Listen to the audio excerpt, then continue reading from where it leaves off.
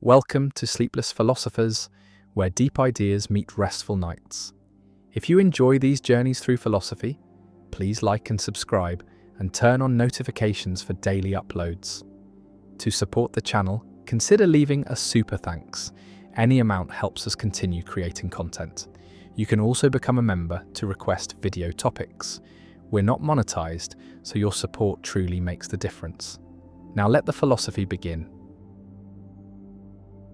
The Noah paradox. There exists a peculiar sentence that seems to lead directly to contradiction, and this sentence states the knower is not known. And the question arises, is this sentence true or false? And both options lead to trouble, creating what is known as the Noah paradox, a puzzle in epistemic logic that reveals tensions between knowledge, truth, and self-reference. Suppose the sentence the knower is not known is true. Then by definition of what the sentence says, the fact that the knower is not known is itself not known. It is a truth that escapes knowledge, but if this is a truth, then it is knowable. There is nothing incoherent about knowing that something is not known. We know many facts of the form. Nobody knows X. We know that nobody knows the exact number of grains of sand on all the Earth's beaches, and so if the knower is not known is true, then someone could know it.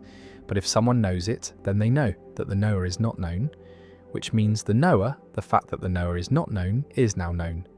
And this contradicts the content of the sentence, which states that this fact is not known. And so assuming the sentence is true leads to contradiction. Suppose instead that the sentence is false, then its negation is true, which means the knower is known, which means someone knows that the knower is not known.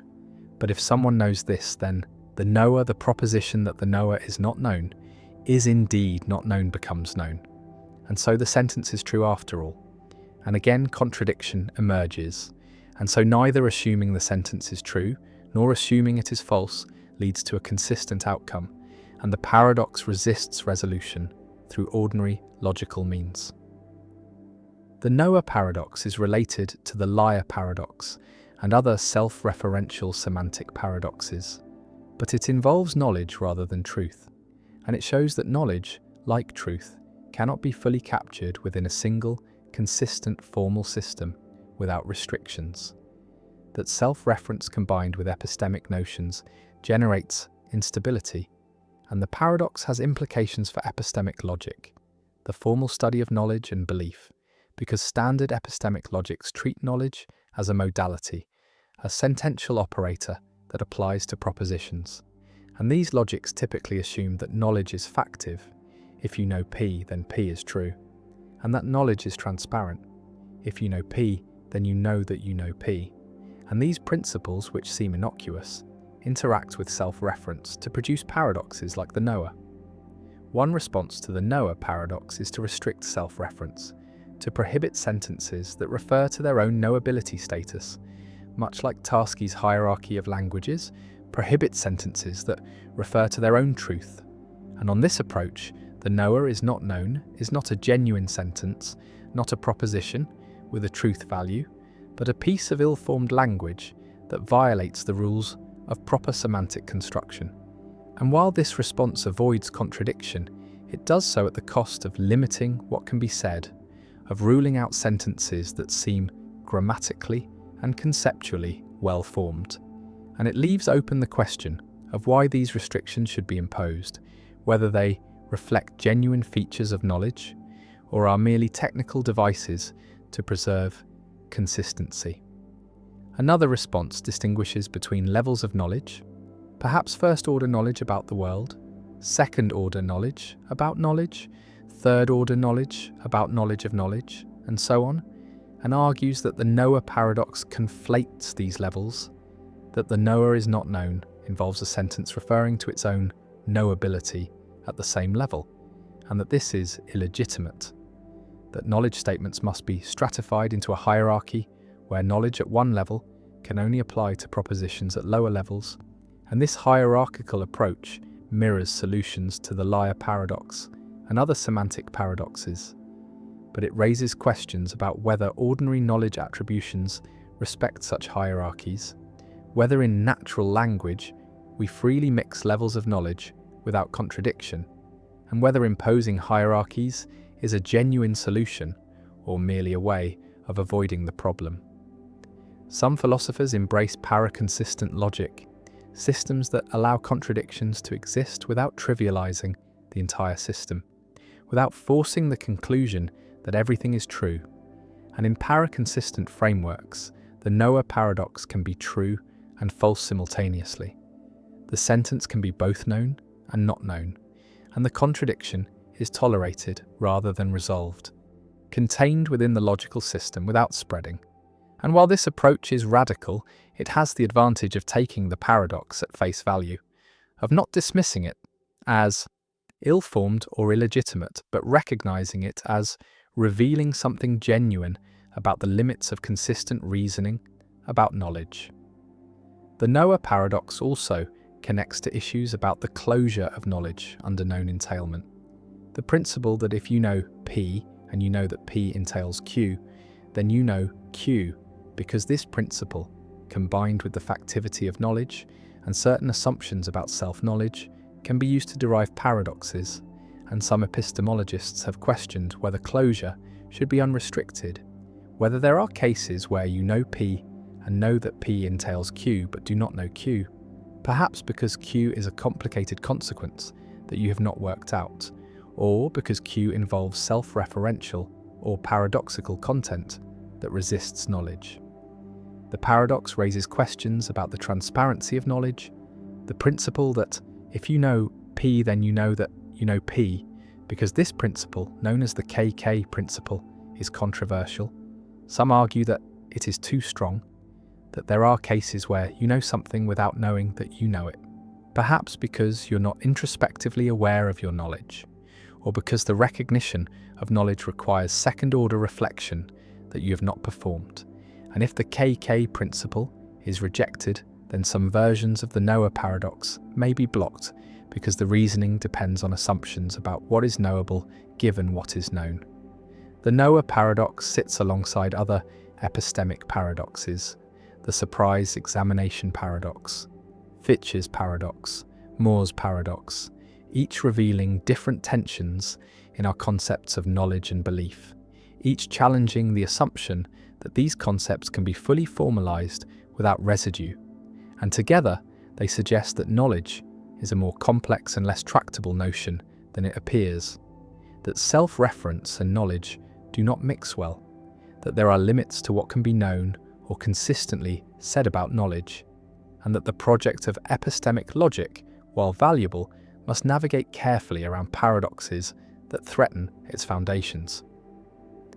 The sentence "the knower is not known" hangs in conceptual space, neither comfortably true nor comfortably false, a knot that logic cannot untie, a puzzle that resists the tools we use to solve puzzles, and it reminds us that language and thought contain traps, that self-reference is dangerous, that some sentences generate contradictions not because they are meaningless, but because they expose the limits of our logical systems, the boundaries where consistency breaks down and paradox takes over, and the Noah paradox remains, a thorn in the side of epistemic logic, a challenge to anyone who claims to understand what knowledge is and how it operates. And the question persists, is the knower known or unknown?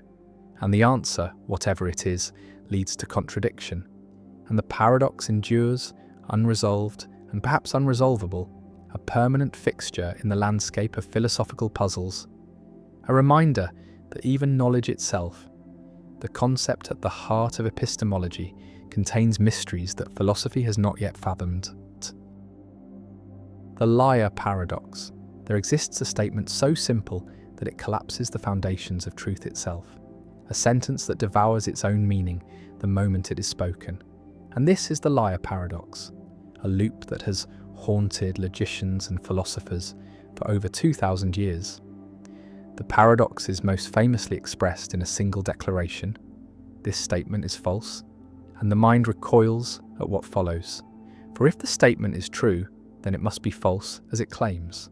But if it is false, then it must be true because it correctly identifies itself as false. And so the cycle begins again, spiraling endlessly, without resolution, without escape. The ancient Greeks were the first to wrestle with this demon of language, and Epimenides, the Cretan, is often credited with an early version when he declared that all Cretans are liars, which implies that if he himself is a Cretan, then his statement must be a lie, which means Cretans might actually tell the truth, which means his statement might be true, which means it is false again, and the contradiction churns without mercy. Philosophers have spent centuries trying to solve or dissolve the paradox, and some argue that self-referential statements like this are simply meaningless, that language breaks down when it tries to refer to itself in this way, while others suggest that truth is not binary but exists on a spectrum, allowing for statements that are neither fully true nor fully false, hovering in some undefined space between. Bertrand Russell encountered similar contradictions when developing set theory and discovered that self-reference could destroy the entire logical framework of mathematics, leading him to create new systems that carefully excluded paradoxes like the liar from ever forming. The paradox also influenced Kurt Gödel, whose incompleteness theorems proved that within any sufficiently complex logical system, there will always be true statements that cannot be proven, which itself echoes the spirit of the liar paradox, the idea that truth and provability are not always the same thing. Some modern logicians have proposed paraconsistent logics, systems where contradictions can exist without causing the entire structure to collapse, allowing the liar paradox to be true and false simultaneously without forcing us to accept that everything is true, which would render logic useless. Others reject the paradox entirely, claiming that natural language is too vague and imprecise to support rigorous logical analysis, that the liar paradox is a quirk of grammar rather than a deep philosophical problem. Yet the paradox persists, refusing to die, surfacing in new forms across disciplines, from computer science to legal theory, anywhere that self-reference appears. Consider a sign that reads, "Ignore this sign," or a rule that states there are no rules, or a person who says everything I say is a lie, and the same strange loop emerges, the same dizzying collapse of meaning. The liar paradox forces confrontation with the limits of language, logic, and truth itself, suggesting that reality may not always fit neatly into categories of true and false, that some truths may be inherently unstable, slipping through the fingers the moment they are grasped. It reminds us that words are not perfect mirrors of reality, but tools shaped by human thought. And sometimes those tools turn on themselves, revealing cracks in the structures we build to make sense of existence. The infinite shadow paradox, when your shadow could cover the universe. Imagine standing in a bright room with a light source behind you, casting your shadow on the wall in front of you, and the shadow is roughly your size, perhaps slightly larger, depending on the distance between you and the light. And now imagine moving the light farther and farther away, keeping it directly behind you. And as the light moves back, your shadow grows larger, stretching taller and wider on the wall, because the light rays diverge more gradually, creating a bigger shadow. And if you continue this process, moving the light farther and farther away, your shadow continues to grow. And now, the question emerges, what happens if the light source is infinitely far away? If the light comes from an infinite distance, does your shadow become infinitely large? Does it stretch across the entire wall, the entire room, the entire planet, the entire universe? And if so, what does this mean? How can your finite body cast an infinite shadow? And this is the infinite shadow paradox, a thought experiment that reveals tensions between geometry, infinity, and the behavior of light. Consider the geometry more carefully. When the light is close behind you, the light rays that graze the top of your head and the light rays that graze your feet diverge at a large angle, creating a shadow that is only slightly larger than your body. But as the light moves farther away, the angle between these rays decreases. The rays become more nearly parallel, and the shadow grows proportionally. And in the limiting case where the light is infinitely far away, the rays become perfectly parallel, And the shadow, if it still makes sense to talk about a shadow, is no longer a finite shape on a surface, but an infinite column of darkness extending forever in the direction away from the light. And your body blocks a certain solid angle of light, a cone of rays, and when the light is infinitely far away, this cone becomes a cylinder extending infinitely. And so, in some sense, your shadow has become infinite. It covers an infinite region of space. But there is something strange about this conclusion, because in reality, when light comes from very far away, like sunlight which travels from the sun 93 million miles distant, shadows are sharp and well defined, not infinite. And the reason is that even though the sun is very far away, it is not infinitely far. And more importantly, the sun is not a point source. It is an extended object, a sphere, and light comes from every point on the sun's surface.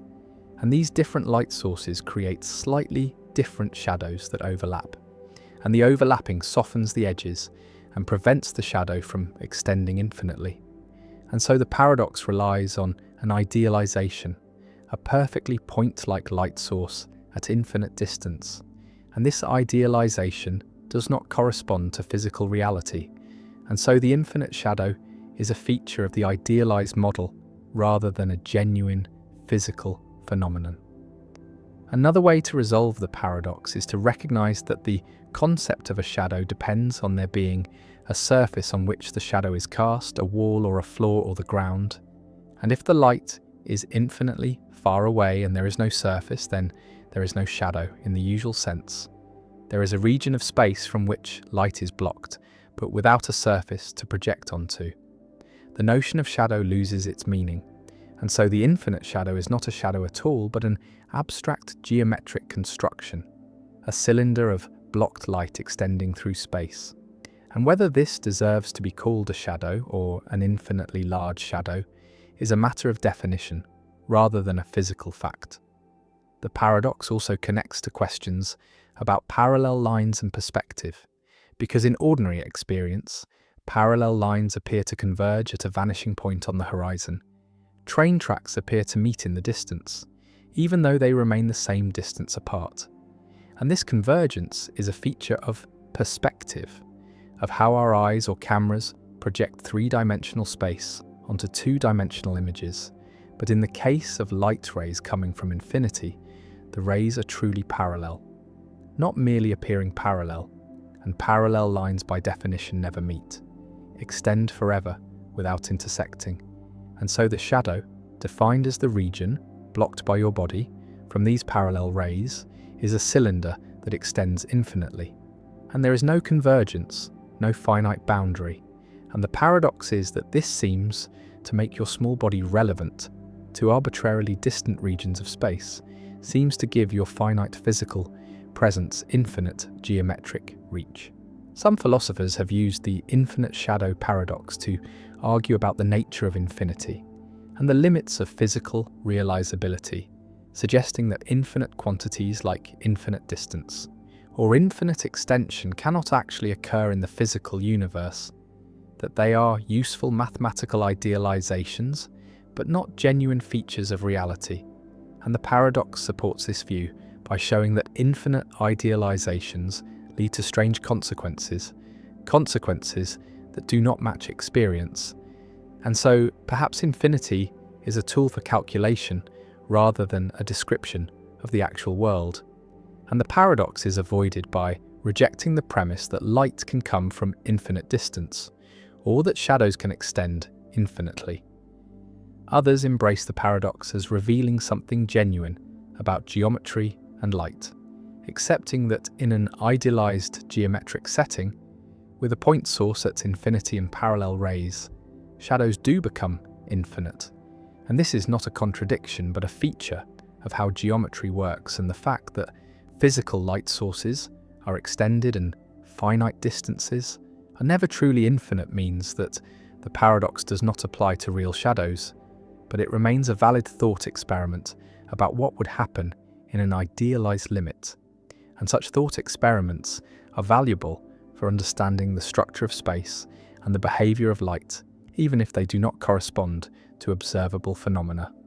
Visualize yourself standing on an infinite flat plane, with a point of light infinitely far behind you, and the light rays come in perfectly parallel, and your body blocks a cylinder of these rays, and the cylinder extends forward forever. And if there were a wall anywhere in front of you, no matter how far away, your shadow would appear on that wall, and the shadow would be exactly your size, exactly your shape, because the parallel rays preserve size and shape. And so, in this sense, your shadow is not infinitely large, but infinitely long. It is a finite cross-section extended through infinite space.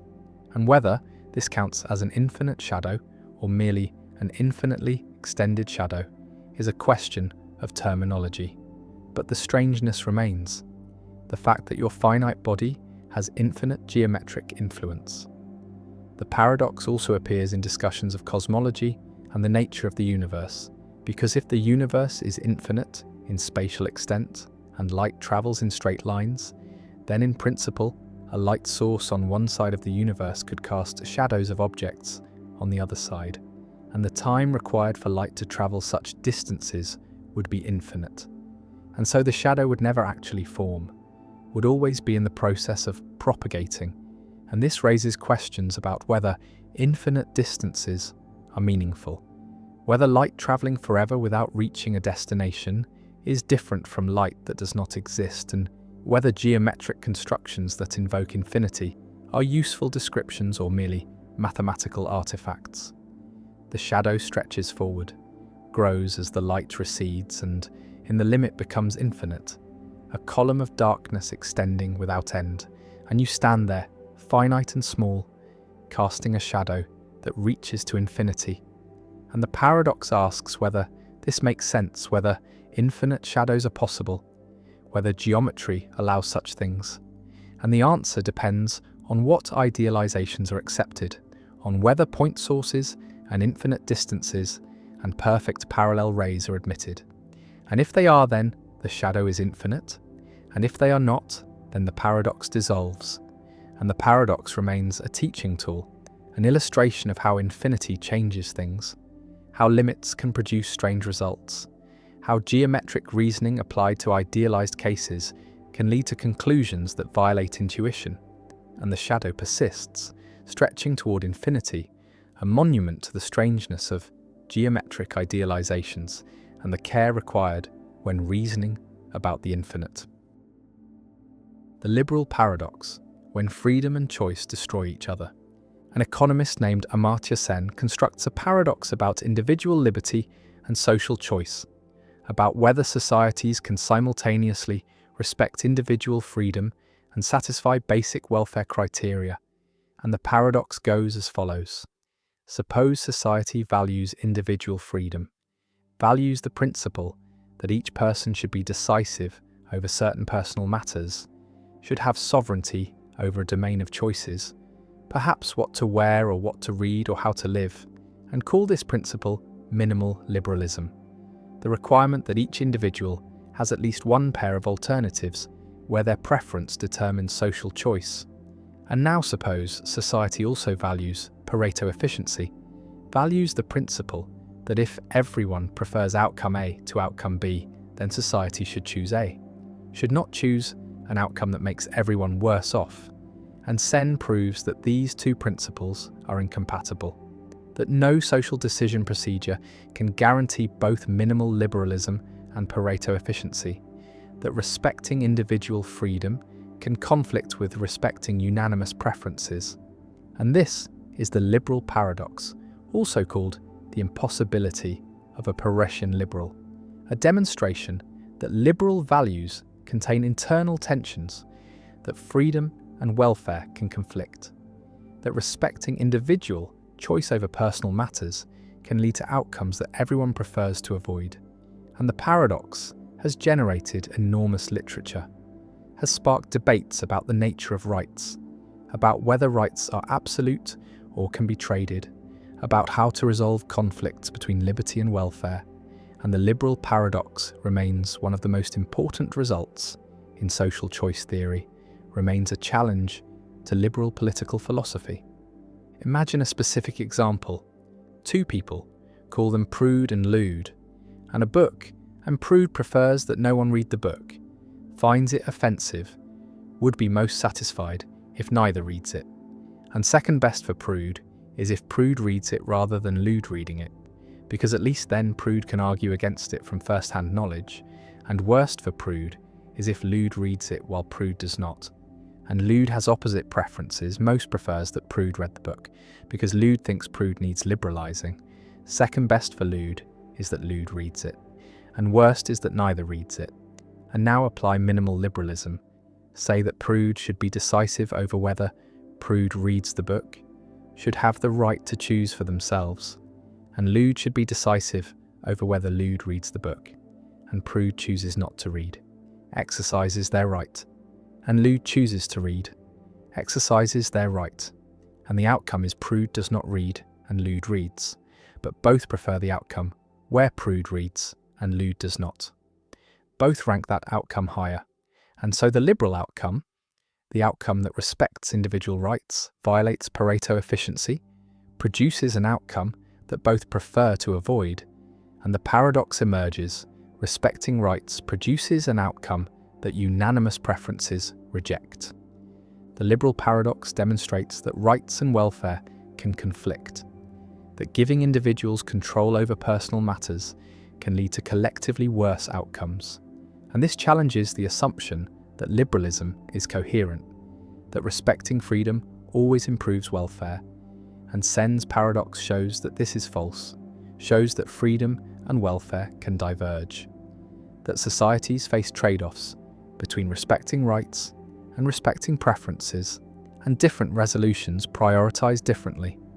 Some prioritize rights and accept that Pareto improvements may be blocked, accept that unanimous preferences may be overridden by individual sovereignty, and other resolutions prioritize welfare and accept that rights may be violated when everyone would benefit, and neither resolution is fully satisfying. Both involve accepting tensions within liberal values. Visualize the paradox as revealing a cycle. Individual rights produce an outcome, unanimous preferences reject that outcome and prefer an alternative, but that alternative violates individual rights, and we are stuck cannot satisfy both rights and preferences simultaneously.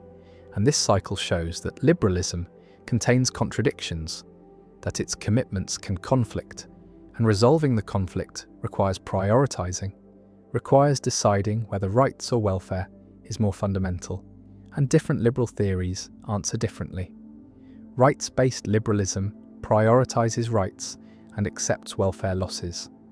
Welfare-based liberalism prioritizes welfare and accepts rights violations, and no theory satisfies both perfectly. One response to the liberal paradox argues that the problem is with the specification of rights, that the rights in Sen's example are meddlesome, are concerned with what others do, and proper rights are self-regarding, are concerned only with what you do, not with what others do. And if rights are limited to self-regarding matters, then the paradox may not arise, then respecting rights may be compatible with Pareto efficiency. And this response requires distinguishing between self-regarding and other regarding preferences, between preferences about your own life and preferences about others' lives. And liberalism protects the former, but not the latter, and this resolves the paradox by restricting the domain of rights, by denying that prude has a right to prevent lewd from reading, even if prude prefers that outcome. Another response accepts the paradox, accepts that rights sometimes block Pareto improvements, and argues that this is acceptable, that rights are constraints on social choice, are not mere preferences to be aggregated, but are protections that cannot be violated, even for welfare gains. And this deontological response treats rights as absolute, as trumps over welfare, and accepts that respecting rights may produce outcomes that everyone prefers to avoid. And this response is consistent with rights-based liberalism, with the view that individual freedom is foundational, is not negotiable, and welfare considerations cannot override rights. And the paradox is accepted as showing the cost of rights, showing that freedom has trade-offs. A third response questions the Pareto principle, argues that unanimous preferences should not always be respected, that preference satisfaction is not always good, and in Sen's example, the preferences are meddlesome, are concerned with interfering in others' choices, and perhaps such preferences should not count, should not be given weight in social choice. And this response modifies the Pareto principle to exclude meddlesome preferences, to respect only preferences about self-regarding matters. And this resolves the paradox by restricting the domain of preferences that matter for social choice. And this approach has some support, has intuitive appeal, because it seems wrong to let people's preferences about others' private behaviour determine social outcomes, seems to give too much weight to intolerance or judgment. The liberal paradox also connects to debates about paternalism, about whether societies should prevent people from making choices that harm themselves, and paternalism violates minimal liberalism, overrides individual choice for welfare reasons, and the paradox shows why such overriding might be tempting, shows that respecting choice can produce outcomes that the chooser prefers to avoid, and this creates pressure toward paternalism, toward intervention, but liberalism resists, maintains that individual choice must be respected even when it leads to regret. And the tension between respecting choice and promoting welfare is permanent, is built into liberal theory, and the paradox makes it explicit. Some argue that the liberal paradox is merely theoretical, is unlikely in practice, requires specific preference structures that rarely occur, and empirical investigation of whether such structures exist would be valuable, but regardless of frequency, the paradox is important as a logical possibility, as a demonstration that liberal principles can conflict. And this shows that liberalism requires trade-offs, requires balancing competing values, and political philosophy must grapple with these trade-offs rather than assuming that liberal values are always compatible. The paradox also raises questions about whether societies should recognize rights at all, whether individual sovereignty over personal matters is justified if it can lead to collectively worse outcomes. And consequentialists might use the paradox to argue against rights, to argue that social choice should be based on welfare alone, without constraints from individual rights. But most find this conclusion extreme, find that rights are valuable despite potential conflicts with welfare, and the challenge is to specify rights carefully, to balance rights and welfare, to create institutions that respect both as much as possible while recognizing that perfect compatibility is impossible. Prude and Lude exercise their rights, make their choices, and the outcome satisfies liberal principles but violates Pareto efficiency, and both prefer an alternative, but that alternative requires violating someone's rights, requires overriding someone's choice, and the paradox stands unresolved, showing that liberalism contains tensions, that freedom and welfare can conflict, that rights and preferences can diverge, and the liberal paradox endures as one of the important impossibility results in social choice theory, as a challenge to liberal political philosophy, as a demonstration that liberal values are not perfectly compatible. And the paradox remains a permanent feature of liberal theory, requiring careful navigation, requiring trade-offs between competing values, and showing that coherent liberalism is more complex than it appears. The homunculus problem, the little person inside who watches the brain. A neuroscientist explains vision by saying that light enters the eye, forms an image on the retina, signals travel through the optic nerve to the visual cortex, and there an image is formed, a representation of the external scene. And this explanation seems to explain something, seems to describe how vision works. But philosopher Daniel Dennett points out a fatal flaw. The explanation assumes that someone or something views the image in the visual cortex, reads the representation, sees what is represented, and this viewer is like a little person inside the head, a homunculus watching an internal screen. And now we need to explain how the homunculus sees, how it processes the image. and the same problem arises, we imagine the homunculus has its own eyes and brain, its own visual cortex with another image, and another homunculus inside the homunculus viewing that image, and the regress continues infinitely. Homunculi all the way down, each one requiring its own internal viewer, and nothing is actually explained. The mystery of perception is just pushed back one level, relocated from the person to the homunculus. And this is the homunculus problem, the fallacy of explaining mental processes by positing an internal agent that performs those processes. And the problem reveals that explanation requires mechanism, requires showing how processes work without assuming an intelligent agent that does them, requires decomposing tasks into simpler tasks that eventually reach mechanical operations that require no intelligence, no awareness, no homunculus. Imagine opening a person's skull and looking at the brain, and there you find a tiny theatre, a little stage where sensory information is displayed, sounds and sights and sensations. And sitting in the audience is a little person, the homunculus watching the show, perceiving the displays, making decisions, sending commands. And this little person is you, is the conscious self, the experiencer. And this picture is intuitively appealing, matches how consciousness feels like there is someone inside watching experience. But the picture is incoherent, because now we must explain how the homunculus perceives, how it watches the theatre. And if we say it has its own brain, its own sensory organs, then we need another homunculus inside the first one, and the regress is infinite, and nothing is explained. And the homunculus picture must be abandoned, must be replaced with explanations that do not posit internal observers, that explain perception and consciousness in terms of processes that are themselves mechanical, that do not presuppose the intelligence or awareness we are trying to explain.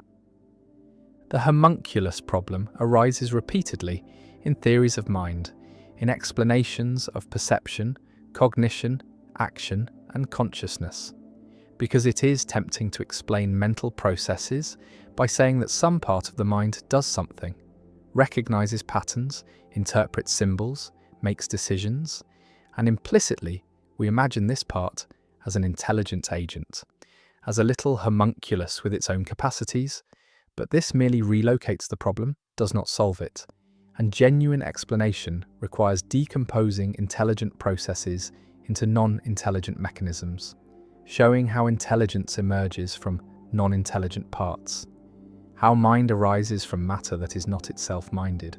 Visualize the solution to the homunculus problem as building intelligence from the bottom up, starting with simple, mechanical processes that require no intelligence, reflexes, stimulus-response pairs, basic computations, and combining these processes into more complex systems, and these systems into still more complex systems. And through hierarchical organization, through layers of increasing complexity, intelligent behavior emerges without any layer requiring an internal intelligence, without any homunculus. And this is how cognitive science and neuroscience proceed, explain perception, not as viewing internal images, but as processing information through stages, each stage performing simple transformations, and consciousness emerges from the whole process, from the organization of these transformations, not from any single component that views or experiences or decides. Dennett's solution to the homunculus problem involves discharging homunculi, replacing each intelligent homunculus with stupider homunculi, with less capable agents that perform smaller tasks, and replacing those with even stupider agents, until finally we reach agents so stupid they can be replaced by mechanical processes, by circuits, by neurons, and the entire system operates without any component that requires intelligence, and yet the system as a whole exhibits intelligence, exhibits mind. And this shows that intelligence is not a basic property that some things have, but an emergent property that arises from complex organization of simple parts. And minds are not mysterious entities, but are patterns of activity in brains, patterns that can be explained without remainder in terms of physical processes. The homunculus problem also appears in discussions of free will and agency, where we imagine a self, a decision maker, an agent inside who chooses what to do, and this self is another homunculus, is an unexplained explainer, a source of choice whose own choices are not explained. And genuine explanation of action requires showing how decisions arise from brain processes, how choices emerge from neural activity without positing an agent whose choices are uncaused or caused by nothing, and this requires abandoning the homunculus picture of self, replacing it with a distributed picture where the self is not a little person inside but is the whole system, is the pattern of activity across the brain, and agency emerges from this pattern. One response to the homunculus problem accepts it as showing that certain kinds of explanation are illegitimate, are pseudo-explanations that do not actually explain, and cognitive science must avoid homunculi, must explain processes mechanically, must show how mind arises from mindless matter, and this constraint shapes the development of theories forces theories to be mechanistic, to specify algorithms, to avoid appeals to mysterious inner agents. Another response questions whether the homunculus is always fallacious, argues that sometimes positing subagents, components with limited intelligence, is a useful step in explanation, as long as these subagents are eventually explained themselves, as long as the regress terminates. And this is Dennett's discharge strategy: use homunculi temporarily as placeholders, as ways of structuring explanation, but always with the goal of replacing them with mechanical processes. And so homunculi are tools for thought, are scaffolding that is removed once the real explanation is built. A third response argues that the homunculus problem reveals limits of reductionist explanation, suggests that consciousness might resist explanation in mechanical terms, might require a different approach, and the persistent intuition that there is someone inside, an experiencer, a subject, might reflect something genuine about consciousness that cannot be captured by functional or mechanical accounts. And this response is sympathetic to dualism, to the view that consciousness is not reducible to physical processes, that the subjective character of experience is not explicable in terms of objective mechanisms. The homunculus problem also connects to debates about consciousness and the hard problem, because part of what makes consciousness seem mysterious, seem hard to explain, is the intuition that consciousness involves an experiencer, a subject who has experiences, and this experiencer is like a homunculus, is an unexplained element in explanations of consciousness. And if we try to explain consciousness by saying brain processes produce experiences for a subject, then we have not explained consciousness, but only relocated the mystery to the subject. And so explaining consciousness requires eliminating the homunculus, showing how subjective experience arises without presupposing a subject who has experiences, showing how there can be experiences without an experiencer, or how the experiencer is itself constituted by the experiences rather than being prior to them. The little person sits inside the brain, watching the neural theatre, and the philosopher points out the infinite regress, the explanatory failure, and the homunculus must be eliminated, must be replaced by mechanisms, by processes that are themselves mindless, but collectively produce mind. And the homunculus problem persists as a methodological constraint on cognitive science, a warning against pseudo-explanations, a requirement that theories genuinely explain rather than merely labeling or relocating mysteries. And the problem remains relevant, remains invoked whenever theories implicitly appeal to internal agents, to components with unexplained intelligence, to parts that do what needs explaining, and the homunculus is a perennial temptation, a fallacy that resurfaces in new forms, and vigilance is required to avoid it, to ensure that explanations of mind explain all the way down to mechanical processes, to neural activity, to physical causation, and the little person must vanish, must be dissolved into the processes that were supposed to serve it, and the brain emerges not as a theatre with an audience, but as a complex system of interacting components, none intelligent on its own, but collectively generating the intelligence we attribute to the person. And the homunculus problem endures as a permanent challenge to theories of mind, a reminder that genuine explanation requires mechanism, requires discharge of intelligence into non-intelligent processes, and the little person inside is a fiction, a conceptual error. An understanding mind requires abandoning this fiction, embracing the mechanistic view that minds are what brains do, and homunculi are explanatory dead ends that must be avoided. The is-ought problem, why facts cannot tell us what to do. Science describes the world, tells us what is, what exists, how things work, the laws of nature, the facts about atoms and organisms and stars, and these descriptions are supported by evidence, by observation and experiment, and they are objective, true or false, regardless of what anyone thinks or wants. And ethics prescribes action, tells us what ought to be, what we should do, what goals to pursue, how to treat others, and these prescriptions are normative, involve value and obligation. And the question that has haunted philosophy since David Hume raised it in 1739 is whether we can derive ought from is, whether we can move from factual premises to moral conclusions, whether what exists tells us anything about what should exist. And Hume's answer was no. There is a gap, an unbridgeable chasm between descriptions and prescriptions, between facts and values, between is and ought, and no amount of purely factual information can tell us what we should do. And this is the is-ought problem, sometimes called Hume's guillotine, because it cuts moral reasoning off from empirical inquiry, separates facts from values, and leaves us wondering how moral knowledge is possible if it cannot be derived from facts about the world.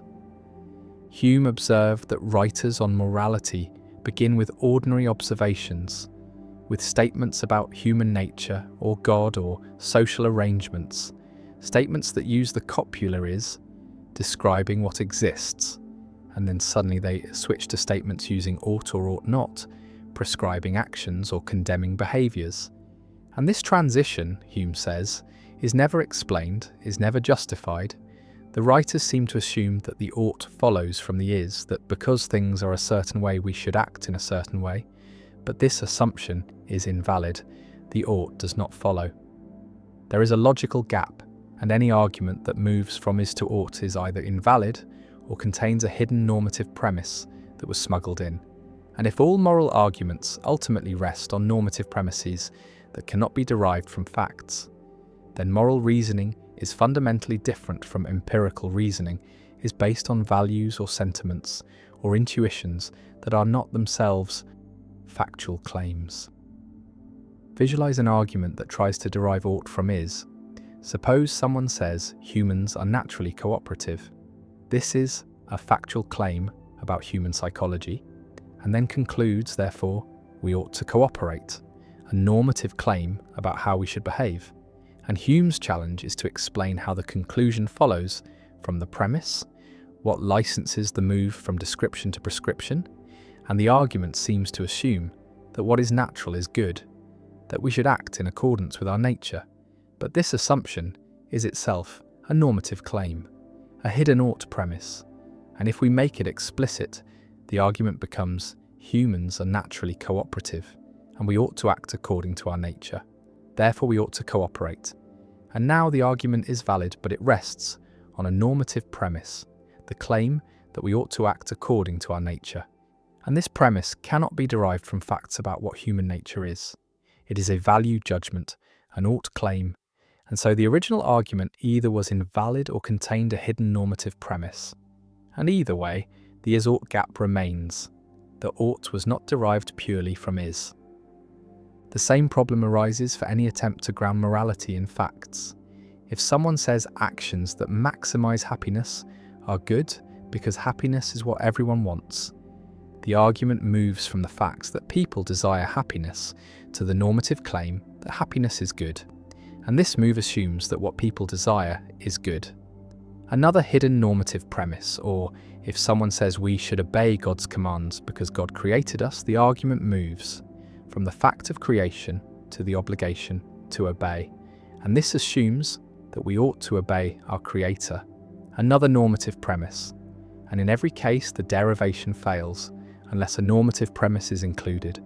And if normative premises cannot themselves be derived from facts, then the ultimate foundation of ethics is non-factual, is based on values or intuitions or conventions that are not grounded in empirical reality. The is-ought problem creates a dilemma for moral philosophy.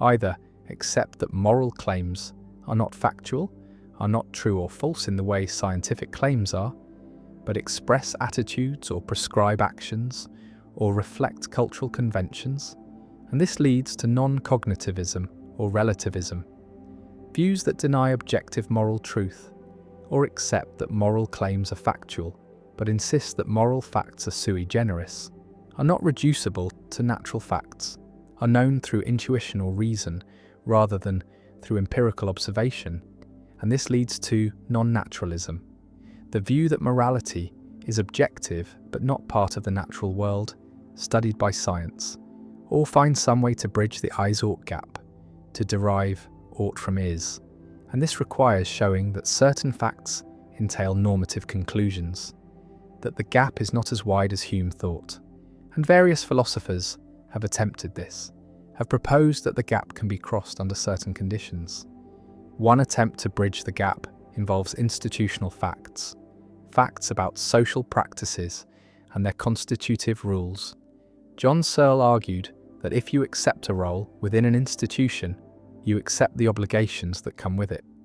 If you are a chess player, you ought to move the bishop diagonally, not because of an additional normative premise, but because that is what it means to be playing chess. The ought is built into the description of the institution, and similarly, if you make a promise, you create an obligation. You ought to keep the promise, and this ought follows from the fact of promising, from the institution of promising and its rules, and Searle claims this shows that ought can be derived from is, that institutional facts bridge the gap.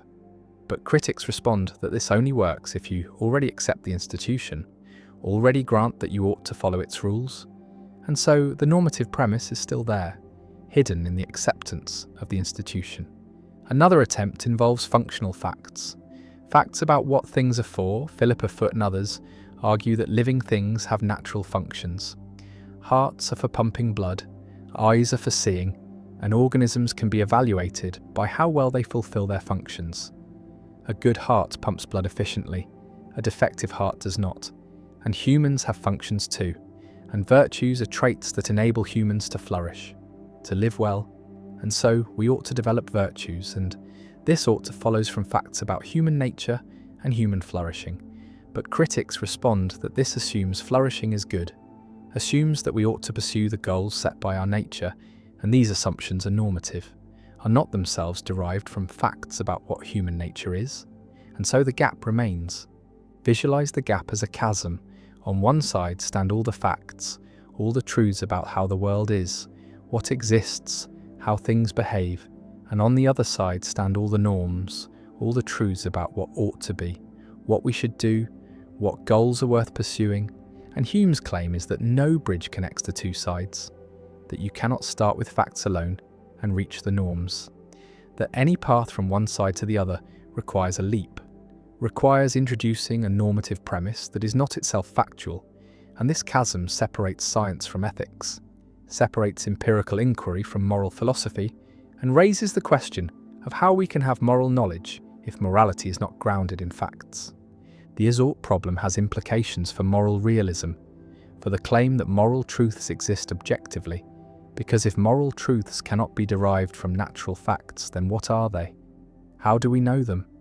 And moral realists divide into naturalists who deny the gap and claim that moral facts are natural facts, and non-naturalists who accept the gap and claim that moral facts are sui generis, are known through intuition or reason, and both positions face challenges.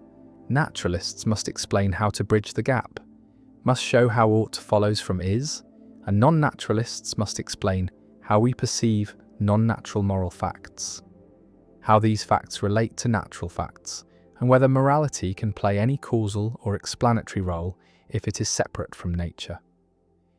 The problem also affects applied ethics, because if we cannot derive aught from is then scientific information alone cannot tell us what to do, cannot settle moral questions, a doctor knowing all the medical facts about a patient still needs normative principles to decide whether to continue treatment or allow death. An economist knowing all the facts about wealth distribution still needs values to decide whether inequality is unjust. And science can inform these decisions, can tell us the consequences of different actions, but it cannot by itself tell us what we ought to do, what outcomes we ought to pursue. And this means ethics is ineliminable, is not reducible to any empirical science, requires normative reflection and judgment that goes beyond factual knowledge. The chasm yawns, facts on one side, values on the other, and no bridge appears and Hume's guillotine falls. Severing is from ought, description from prescription, and the is-ought problem remains, unsolved, persistent, dividing metaethics into camps, challenging moral realism, questioning whether science can answer moral questions, and forcing recognition that normativity is distinct, that ought is not reducible to is, that values are not facts, or if they are facts, they are strange facts. Facts that cannot be derived from ordinary empirical observations, and the problem endures as one of the central puzzles in philosophy, a reminder that ethics is autonomous, that moral reasoning requires more than empirical knowledge, and that the relationship between what is and what ought to be remains one of the deepest and most difficult questions we face. The McGurk effect, why seeing changes what you hear. A person watches a video of someone speaking, sees their lips move, hears sounds, and perceives speech, but something strange occurs. The auditory signal says one thing, the syllable "bah," and the visual signal shows lips making a different movement, the movement for "gar," and yet what the person hears is neither "ba" nor "gar," but "da," a fusion of the two inputs, a compromise between hearing and vision. And this is the McGurk effect, discovered by psychologist Harry McGurk in 1976, a robust illusion showing that speech perception is multimodal, integrates auditory and visual information, and vision can alter what you hear, can change the perceived phoneme, even though the auditory input remains constant and the effect is automatic, is unconscious, occurs even when you know it is happening, and closing your eyes restores the original "bar" sound, showing that vision was modifying auditory perception, and the McGurk effect reveals that perception is not modality specific, but is multimodal, that different senses interact, that seeing influences hearing and hearing influences seeing, and perception is a unified process that integrates information from multiple sources. And this has implications for theories of perception, for understanding consciousness, and for recognizing that sensory modalities are not separate channels, but are interconnected systems that jointly construct perceptual experience. Imagine experiencing the effect, watching a video where someone's lips move saying "gar" while the audio plays "bar," and you hear "da," not what was said, not what the lips showed, but a fusion, and you know the audio is "bear," can check by closing your eyes, but when your eyes are open you hear "da." Vision overrides audition, changes what you hear, and the effect is involuntary, is not something you can turn off. Perception integrates the inputs automatically, and this integration occurs before consciousness, before you become aware of the sound, and what reaches awareness is already a fusion, already combines hearing and seeing, and you cannot access the separate inputs, cannot hear "bay" and see "gay" separately, but only experience the integrated "da." The McGurk effect demonstrates that speech perception is not purely auditory, not simply a matter of processing sound waves, but involves visual information about lip movements, facial gestures, speaker identity, and context. And the brain combines these sources, weighs them according to reliability, and produces a unified percept. And when visual and auditory information conflict the brain compromises, produces a perception that splits the difference. And this compromise shows that perception is not just input-driven but is constructed, is the result of unconscious inference, of combining cues according to probabilities. And McGurk is an example where the inference goes wrong, produces a percept that does not match either input perfectly, but represents the brain's best guess given conflicting information. Visualize the perceptual system as Bayesian, as computing probabilities based on sensory inputs and prior expectations. And when you see lips saying gyar and hear br, the brain computes that die is most likely given that visual and auditory cues are both somewhat unreliable and the percept should compromise between them. And this Bayesian integration explains many perceptual phenomena, explains how the brain combines cues from different senses, weights them by reliability, and produces unified, coherent experience. And the McGurk effect is a case where the integration produces an incorrect result, but reveals the normal processing that usually works well, that usually integrates senses accurately. The McGurk effect challenges theories that treat senses as separate, that analyze vision separately from audition, that assume perception is modality-specific, and the effect shows that modalities interact. That perception is fundamentally multimodal, and this has led to theories of multisensory integration, to research on how the brain combines information from different senses, where in the brain this integration occurs, and what rules govern it. And the McGurk effect has become a paradigm case, a standard demonstration of multimodal perception used in countless psychology classes and research studies. The effect also has implications for understanding consciousness, because the fusion occurs before consciousness, occurs in processing that we do not have access to, and what we experience as the result of this processing is the fused percept, and we do not experience the separate auditory and visual inputs, do not have access to the processing that combined them, and consciousness receives only the output, only the unified percept, and this shows that much of perception is unconscious, is hidden from awareness, and conscious experience is constructed from unconscious processing, and the construction is so seamless that we do not notice it, do not realize that our experience is a synthesis rather than a direct recording of input. The McGurk effect appears in discussions of cognitive penetrability, because if perception is modular, if sensory systems are encapsulated, then one modality should not influence another. Vision should not alter what you hear, but the McGurk effect shows cross-modal influence, shows that perception is not strictly modular, that different sensory modules communicate and interact. And this qualifies strong modularity, suggests that while early sensory processing may be modular, later perceptual processing integrates across modalities, and perception as a whole is not modular but is interactive. And the McGurk effect is evidence for this interactivity, for perceptual systems that are not strictly separated but are interconnected.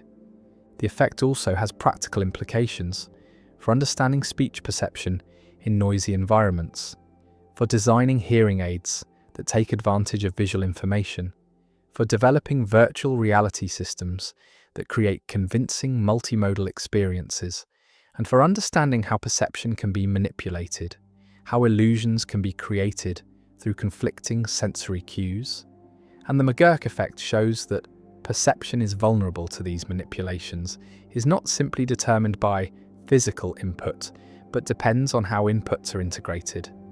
The person watches the video, hears dar, knows the audio says bar, sees the lips say gar, and yet perceives dar, a fusion that is none of the inputs but is the brain's compromise.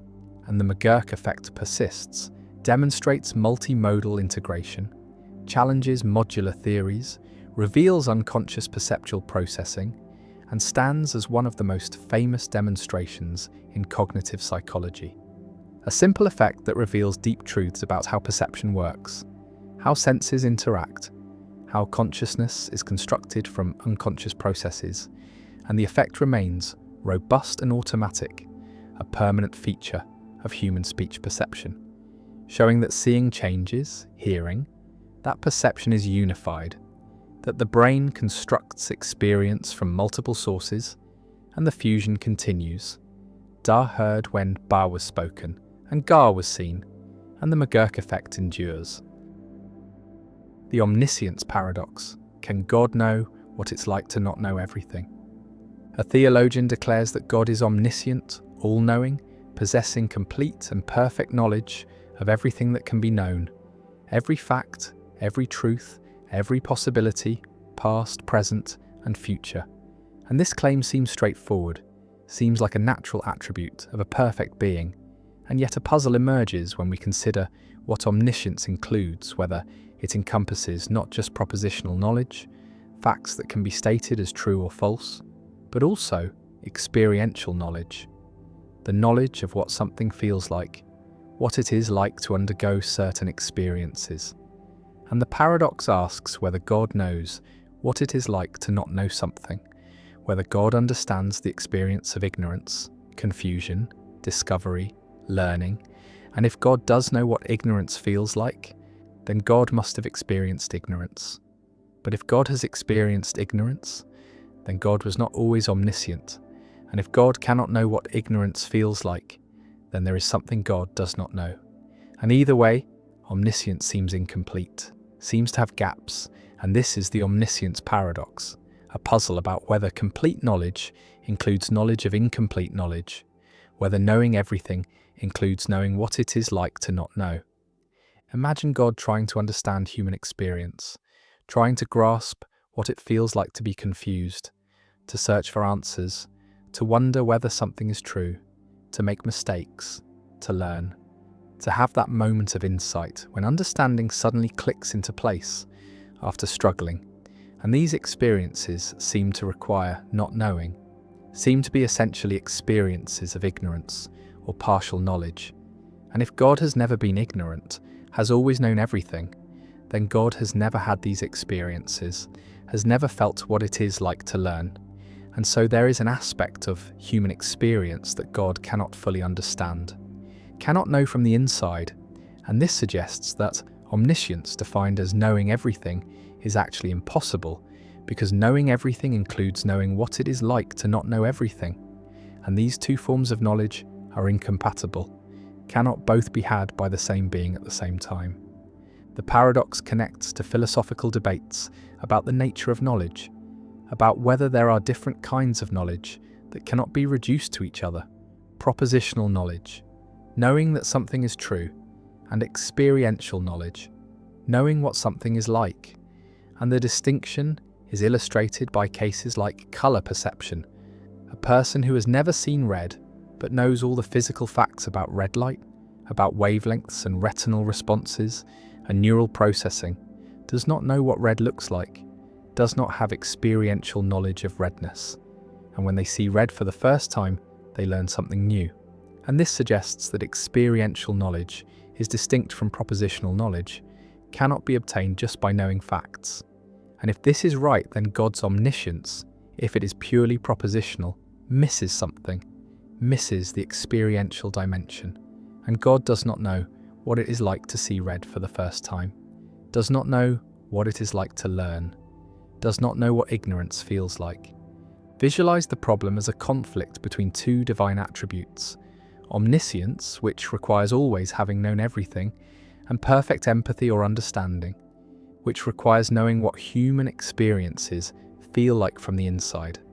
And human experiences include experiences of not knowing. And so perfect understanding seems to require having been ignorant. But omniscience seems to exclude ever being ignorant. And the two attributes pull in opposite directions, and something must give.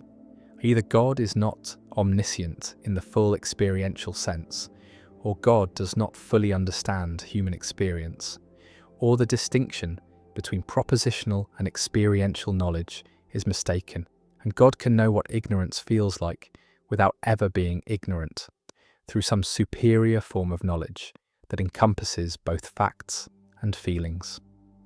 One theological response is to argue that God's knowledge is sui generis, is of a different kind than human knowledge, And God knows what ignorance is like, not by experiencing it, but by knowing its nature completely, by understanding all its causes and effects and phenomenal properties. And this understanding is so complete that it counts as knowing what ignorance is like, even though God has never been ignorant.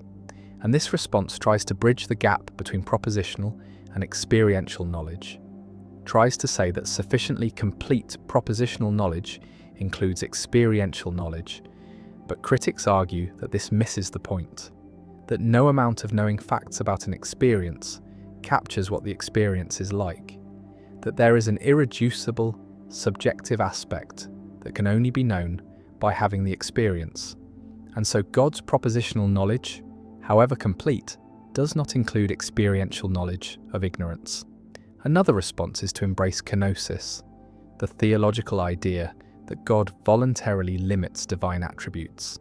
And this view says that God can and does experience ignorance, that in becoming incarnate, in taking human form as Christ, God experienced human limitations, including not knowing things. And the gospel accounts support this, showing Jesus learning, growing in wisdom, not knowing when the end times would come. And this shows that God can experience ignorance without ceasing to be God, that omniscience is not essential to divinity, but is a power that can be set aside. And this resolves the paradox by denying that God is always omniscient, accepting that there are times when God voluntarily limits divine knowledge. But this creates new puzzles about whether a being that is not always omniscient can be called omniscient, and whether divine attributes can be temporary. A third response distinguishes between different kinds of ignorance, between merely not knowing a fact which God never experiences, and the phenomenology of searching for knowledge, the feeling of curiosity and discovery, which God might be able to simulate or understand through analogical reasoning. And God knows what it would be like to be in a state of ignorance, even though God is never actually in such a state. Just as someone who has never been to Mars might know what it would be like through detailed scientific knowledge and imagination. And this response tries to preserve both omniscience and experiential understanding by making experiential knowledge a form of imaginative or counterfactual knowledge. But again, critics argue that simulating or imagining an experience is not the same as having it, that there is a difference between knowing what it would be like and knowing what it is like. And God's simulated ignorance is not real ignorance and does not provide the experiential knowledge that the paradox concerns. The omniscience paradox also raises questions about divine immutability, the claim that God does not change. Because if God learns or discovers anything, then God changes, gains knowledge that was previously lacking, and this violates immutability. And so perfect knowledge seems to require having always known everything, never learning, never being surprised. And yet this static, eternal knowledge seems incompatible with understanding temporal beings who do learn and are surprised, and reconciling omniscience and immutability with understanding human experience remains a challenge for classical theology. The paradox extends beyond ignorance to other experiential states. Does God know what it is like to be tempted, to feel desire for something forbidden, to struggle with moral choice? And if God is perfectly good, necessarily good, then God cannot be genuinely tempted, cannot feel the pull of evil. And so there is an aspect of human moral experience that God cannot know from the inside.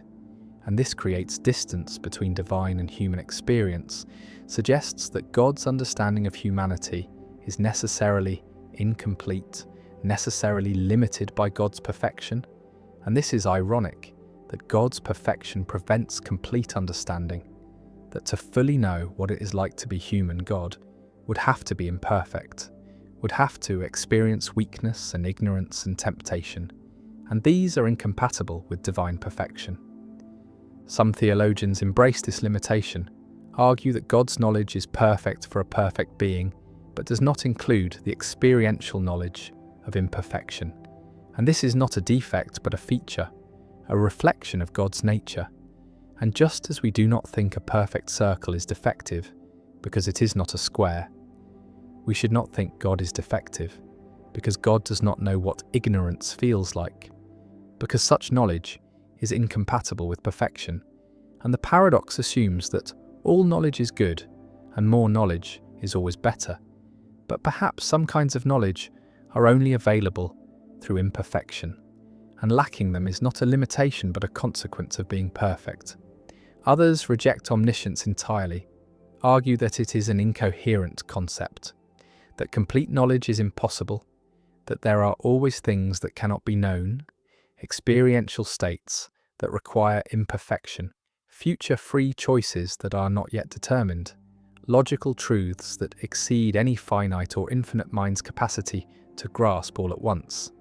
And if omniscience is impossible, then God is not omniscient, but this does not diminish God, does not make God less than perfect, because perfection means having all attributes that it is possible to have, not having impossible attributes. And omniscience, like omnipotence, when examined carefully, turns out to be impossible. And so God is not omniscient, but maximally knowledgeable, knows everything that can be known, and this is sufficient for divinity. God stands outside time, knowing all facts, all truths, all possibilities, and yet there is a gap, an experiential gap. God does not know what it feels like to search, to wonder, to be wrong, to learn. And whether this gap is a limitation or a feature remains contested, and the omniscience paradox persists, challenging the coherence of divine attributes, forcing clarification of what knowledge means, what kinds of knowledge exist, and whether complete knowledge is even possible. And the paradox remains unresolved, a permanent fixture in philosophy of religion, a reminder that even the most basic divine attributes, even the claim that God knows everything, conceal complexities and contradictions that philosophy continues to explore. The paradox of choice, why having everything makes us want nothing. A shopper stands in the cereal aisle of a modern supermarket, surrounded by hundreds of options, dozens of brands, each offering multiple varieties, chocolate cereals and fruit cereals and granola and organic options and sugar-free options and high-fiber options. And the shopper came with a simple goal, to buy cereal, but now faces a wall of choices, and minutes pass.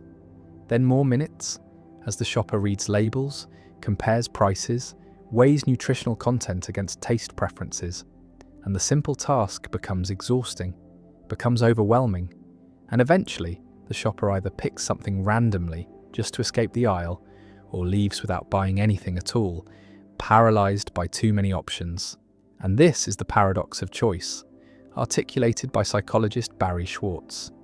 The observation that while having some choice is better than having none, having too many choices can actually make us worse off, can lead to decision paralysis, anxiety, dissatisfaction, and regret. And this paradox challenges the assumption that more freedom and more options always lead to better outcomes, suggests instead that there is an optimal amount of choice beyond which additional options become burdensome rather than beneficial. Imagine living in a world with few choices, a small village where there is one type of bread, one kind of shoe, limited options for occupation and lifestyle, and people generally wear what everyone wears, eat what everyone eats, follow the paths that tradition provides. And this limited choice can feel constraining, can prevent people from finding what truly suits them, can force them into roles and lifestyles that do not fit, but it also simplifies life, reduces the cognitive burden of decision-making, provides clear social scripts and expectations, and people in such societies often report high satisfaction because expectations are managed, because the gap between what they have and what they could have is small. And now contrast this with modern, affluent societies where choice proliferates endlessly, where every decision, from what to eat for breakfast to what career to pursue, involves navigating vast option spaces. And while this freedom allows for personalization, allows people to find exactly what they want, it also creates anxiety, creates the constant question of whether a better option exists, whether the choice made was optimal. And this anxiety erodes satisfaction even when the chosen option is good, because the existence of unchosen alternatives haunts a decision. The paradox operates through several psychological mechanisms. First is decision paralysis. When faced with too many options, the cognitive load of evaluating them becomes overwhelming. And rather than carefully comparing all options, people either make hasty decisions to escape the complexity or defer the decision entirely, avoid choosing at all. And this is why offering more product varieties can sometimes decrease sales. Why adding options can reduce rather than increase engagement, because each additional option adds to the burden of decision making, and at some point the burden exceeds the benefit and people opt out. Second is regret and second guessing. When there are many options and you choose one, the existence of all the unchosen options creates opportunity for regret, creates the thought that perhaps one of the other options would have been better, and this regret is stronger when there are more alternatives, because each alternative represents a path not taken, a potential source of better outcomes. And so the chosen option must compete not just with reality, but with imagination, with idealized versions of what the unchosen options might have provided, and actual outcomes rarely exceed these idealized counterfactuals. And so satisfaction decreases even when the choice is good, and this effect is amplified when choices are reversible, when you can change your mind, because reversibility keeps all options perpetually open, prevents commitment, prevents the psychological closure that comes from accepting a decision as final. Third is the escalation of expectations. When there are few options, we expect less. We accept what is available and feel grateful if it is good.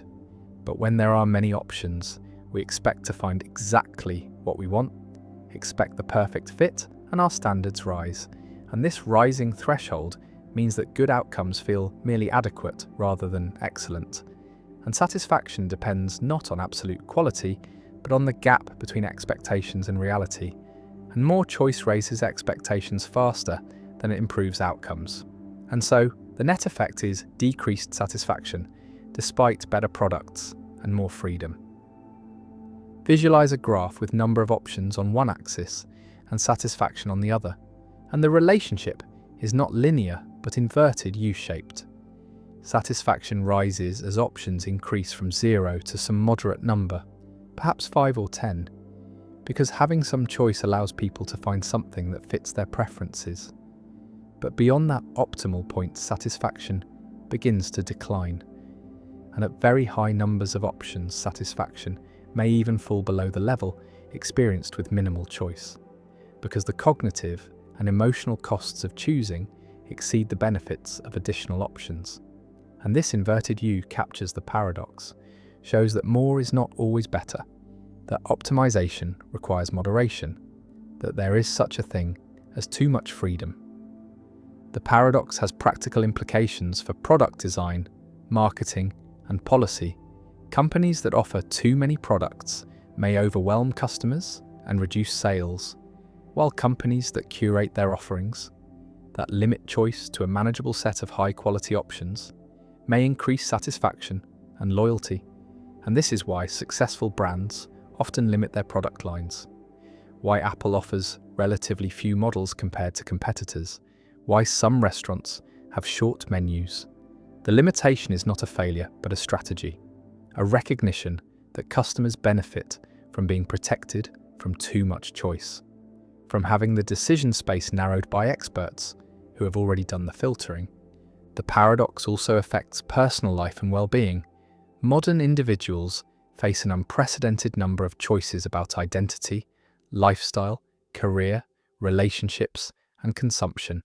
And while this freedom is liberating in principle, in practice it can be exhausting, can create a sense of being overwhelmed, can generate anxiety about missing out on better options, and research shows that people in societies with more choice are not necessarily happier, that reported life satisfaction has not increased proportionally with the explosion of options, and some argue it has decreased, that the paradox of choice contributes to rising rates of anxiety and depression, that the burden of constructing a life from infinite options without clear guidance is a source of modern malaise.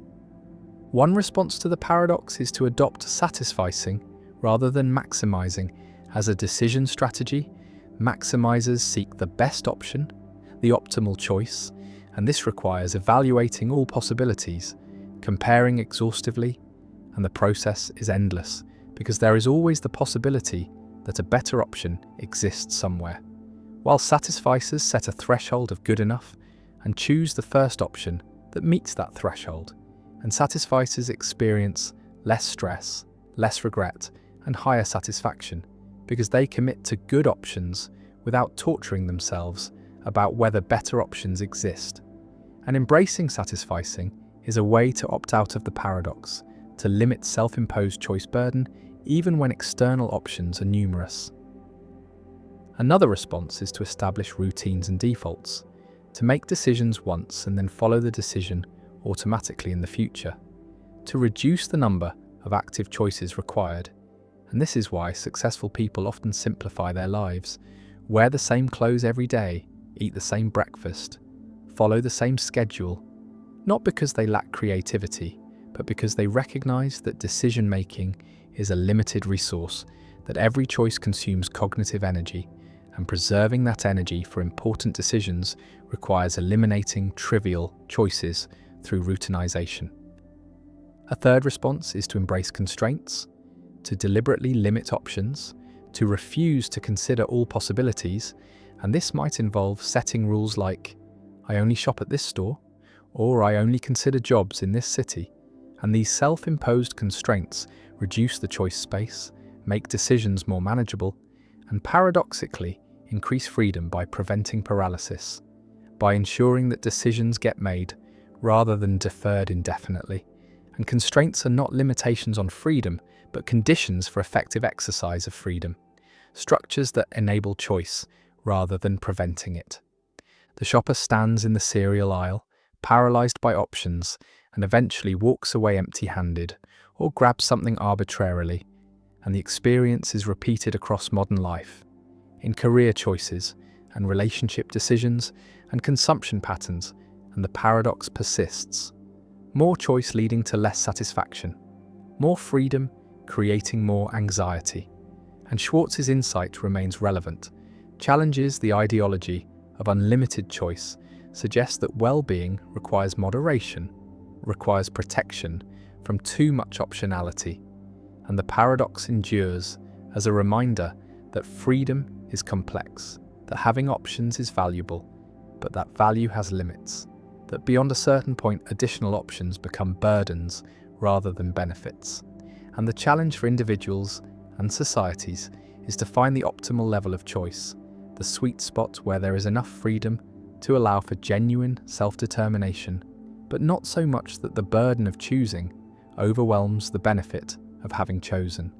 And the paradox remains a feature of modern affluent societies, a price paid for abundance, and a problem that requires not more choice but wiser choice, not more options but better frameworks for navigating options. And the cereal aisle waits, endless and overwhelming, and the shopper eventually learns to bring a list to decide in advance, to opt out of the paradox by refusing to treat every shopping trip as an opportunity for exhaustive optimization. The paradox of free will, why choice seems both real and impossible. A person stands at a crossroads, two paths diverging, and must choose which way to go. And the person deliberates, weighs options, considers consequences, and makes a decision, chooses one path. And this choosing feels free, feels like the person could have chosen otherwise, like the decision was truly up to them, genuinely within their control. And yet the person's decision is the result of brain processes, is caused by prior states of neurons, by chemical reactions, by electrical signals, and these processes are themselves caused by earlier states, by genetics and experience and current circumstances, and the chain of causation extends back through the person's life, through evolution, through the physical history of the universe. And at no point in this causal chain is there a break, a moment where cause gives way to free choice, where determinism is suspended.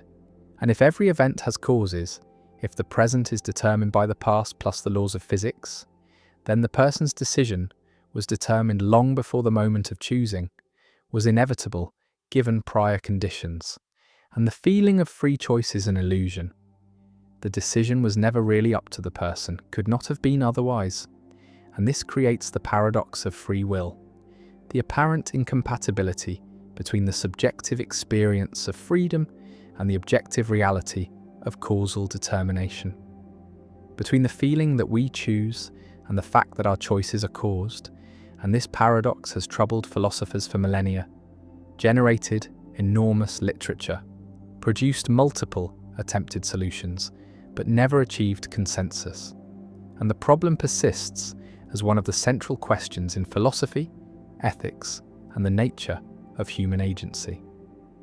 Imagine the person's brain at the moment of decision, neurons firing in specific patterns, dopamine and serotonin modulating activity, and these patterns cause the decision, determine which path is chosen, and the patterns themselves were caused by prior brain states, by sensory inputs, by memories activated, by emotional states, and these prior states had their own causes, and the causal chain is unbroken, and nowhere in this chain is there room for free will, for choices that are not caused, for decisions that could have been different given exactly the same prior conditions.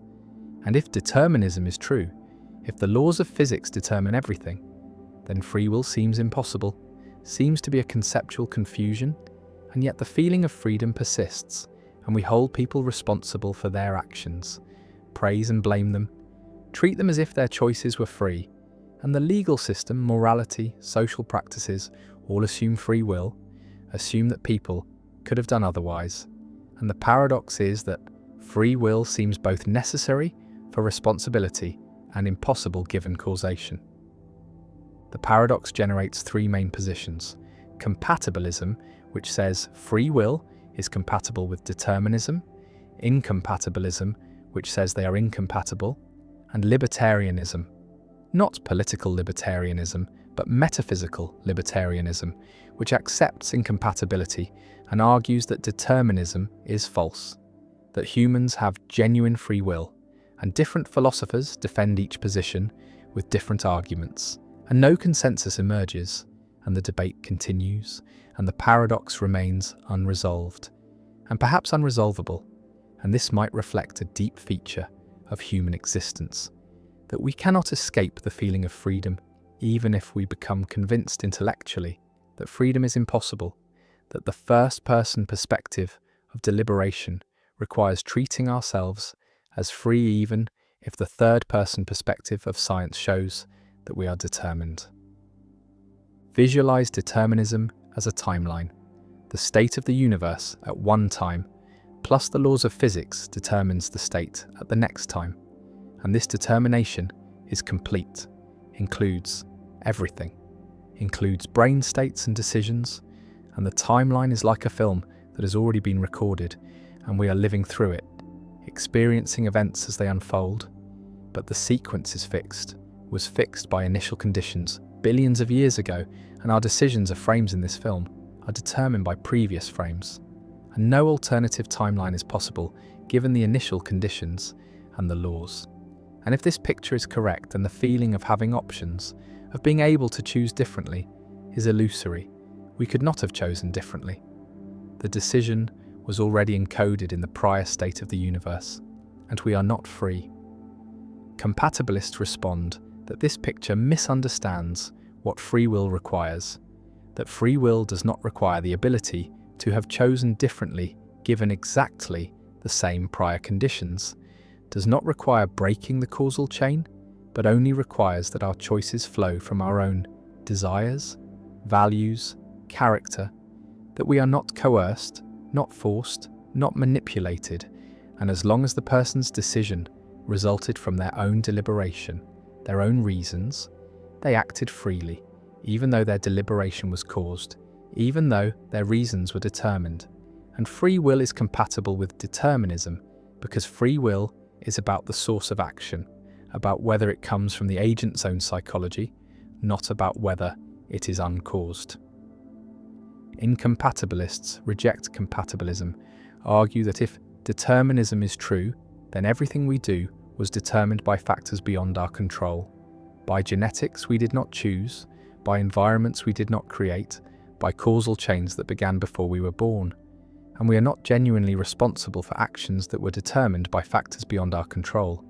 And compatibilist free will is not real freedom, but is a verbal trick, is redefining freedom to make it compatible with determinism, and genuine freedom, the kind required for moral responsibility, requires that we could have done otherwise, requires that our choices are not determined.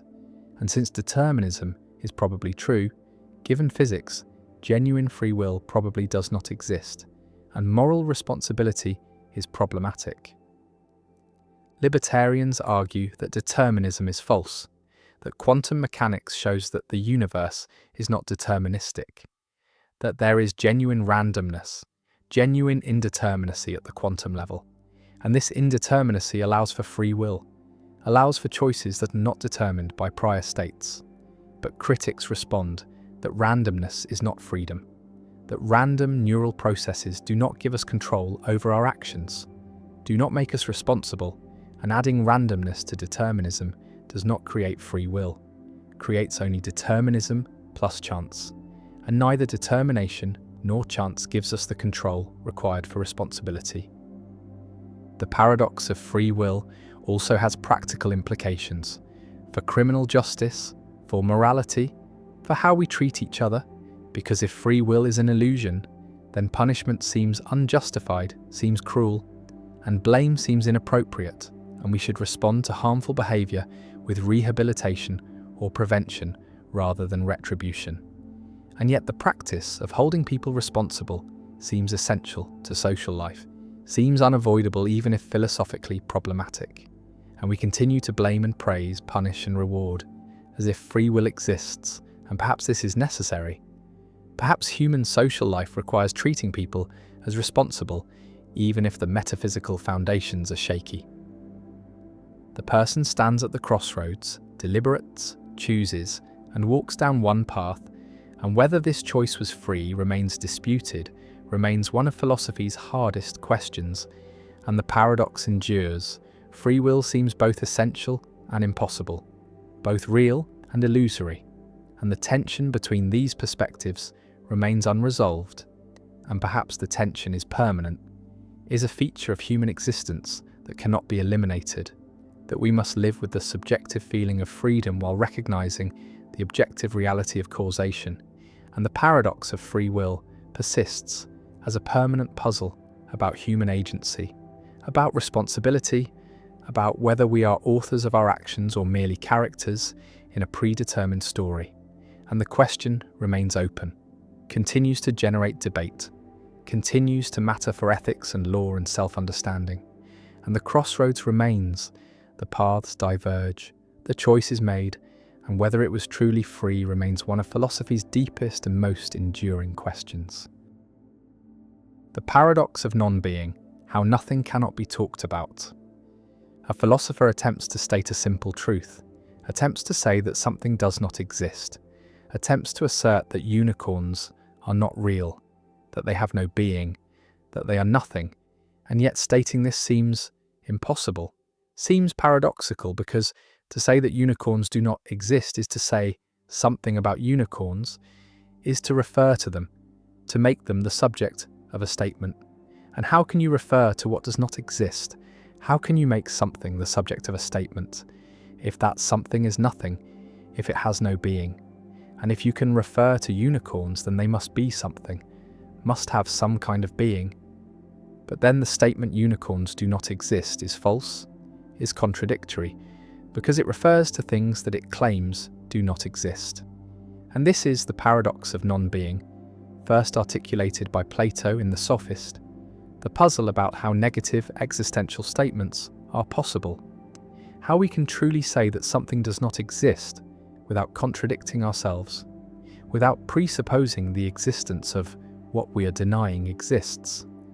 And this paradox has troubled metaphysics throughout history, has generated multiple solutions, and remains a test case for theories of reference and existence.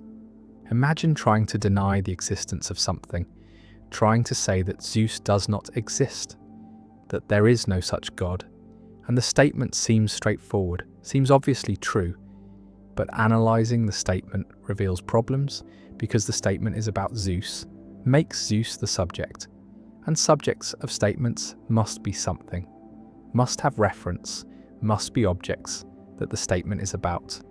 And if Zeus is the subject, then Zeus must exist in some sense, must be something rather than nothing, but the statement says Zeus does not exist, says Zeus is nothing, and so the statement seems self-refuting, seems to both presuppose and deny the existence of its subject. And this is the paradox, that negative existentials, statements denying existence, seem impossible to state without contradiction. Parmenides made this paradox central to his philosophy, argued that non-being cannot be spoken of or thought about, because speaking and thinking require objects, require that there be something that is spoken of or thought about. And non-being is not something, is nothing. And so non-being is inexpressible, unthinkable. And from this Parmenides concluded that non-being does not exist, that everything that is exists, that reality is one unchanging being, and change is impossible because change would require something to come into being from non-being or to pass into non-being, and both are impossible. And this radical conclusion follows from taking the paradox of non-being seriously, from accepting that we cannot coherently speak of what does not exist. Visualize the paradox as a linguistic trap. When you say X does not exist, you seem to refer to X, and reference requires that X be something, and if X is something, then X exists. And so the statement is self-refuting, and yet negative existentials seem to be true, seem to be among the most basic truths. And we need to explain how they can be true without contradiction, how we can deny existence without presupposing it. And this requires a theory of reference that allows reference to non-existence, or that reinterprets negative existentials so they do not really refer to their apparent subjects. One solution proposed by Russell denies that names like Zeus refer to objects, analyzes them as disguised descriptions, and Zeus does not exist becomes, there is no unique object that has all the properties attributed to Zeus in mythology. And this existential statement does not refer to Zeus, does not presuppose any object, but simply denies that the description is satisfied. And this allows negative existentials to be true, without paradox, without reference to non-existence. And Russell's theory of descriptions has been widely adopted as solving the paradox, as showing that negative existentials do not actually have the logical form they appear to have, do not refer to their apparent subjects. Another solution, from free logic, distinguishes between existence and reference, allows that terms can refer without presupposing existence, and negative existentials are statements that deny existence while preserving reference, and this requires revising classical logic, requires allowing that some terms refer to nothing, are empty names, and statements containing empty names can still be meaningful, can still have truth values. And Zeus does not exist is true because Zeus is an empty name, refers to nothing, and the statement denies existence without presupposing it. And free logic has been developed extensively, provides formal semantics for empty names, and handles the paradox by liberalizing logic to allow reference without existence.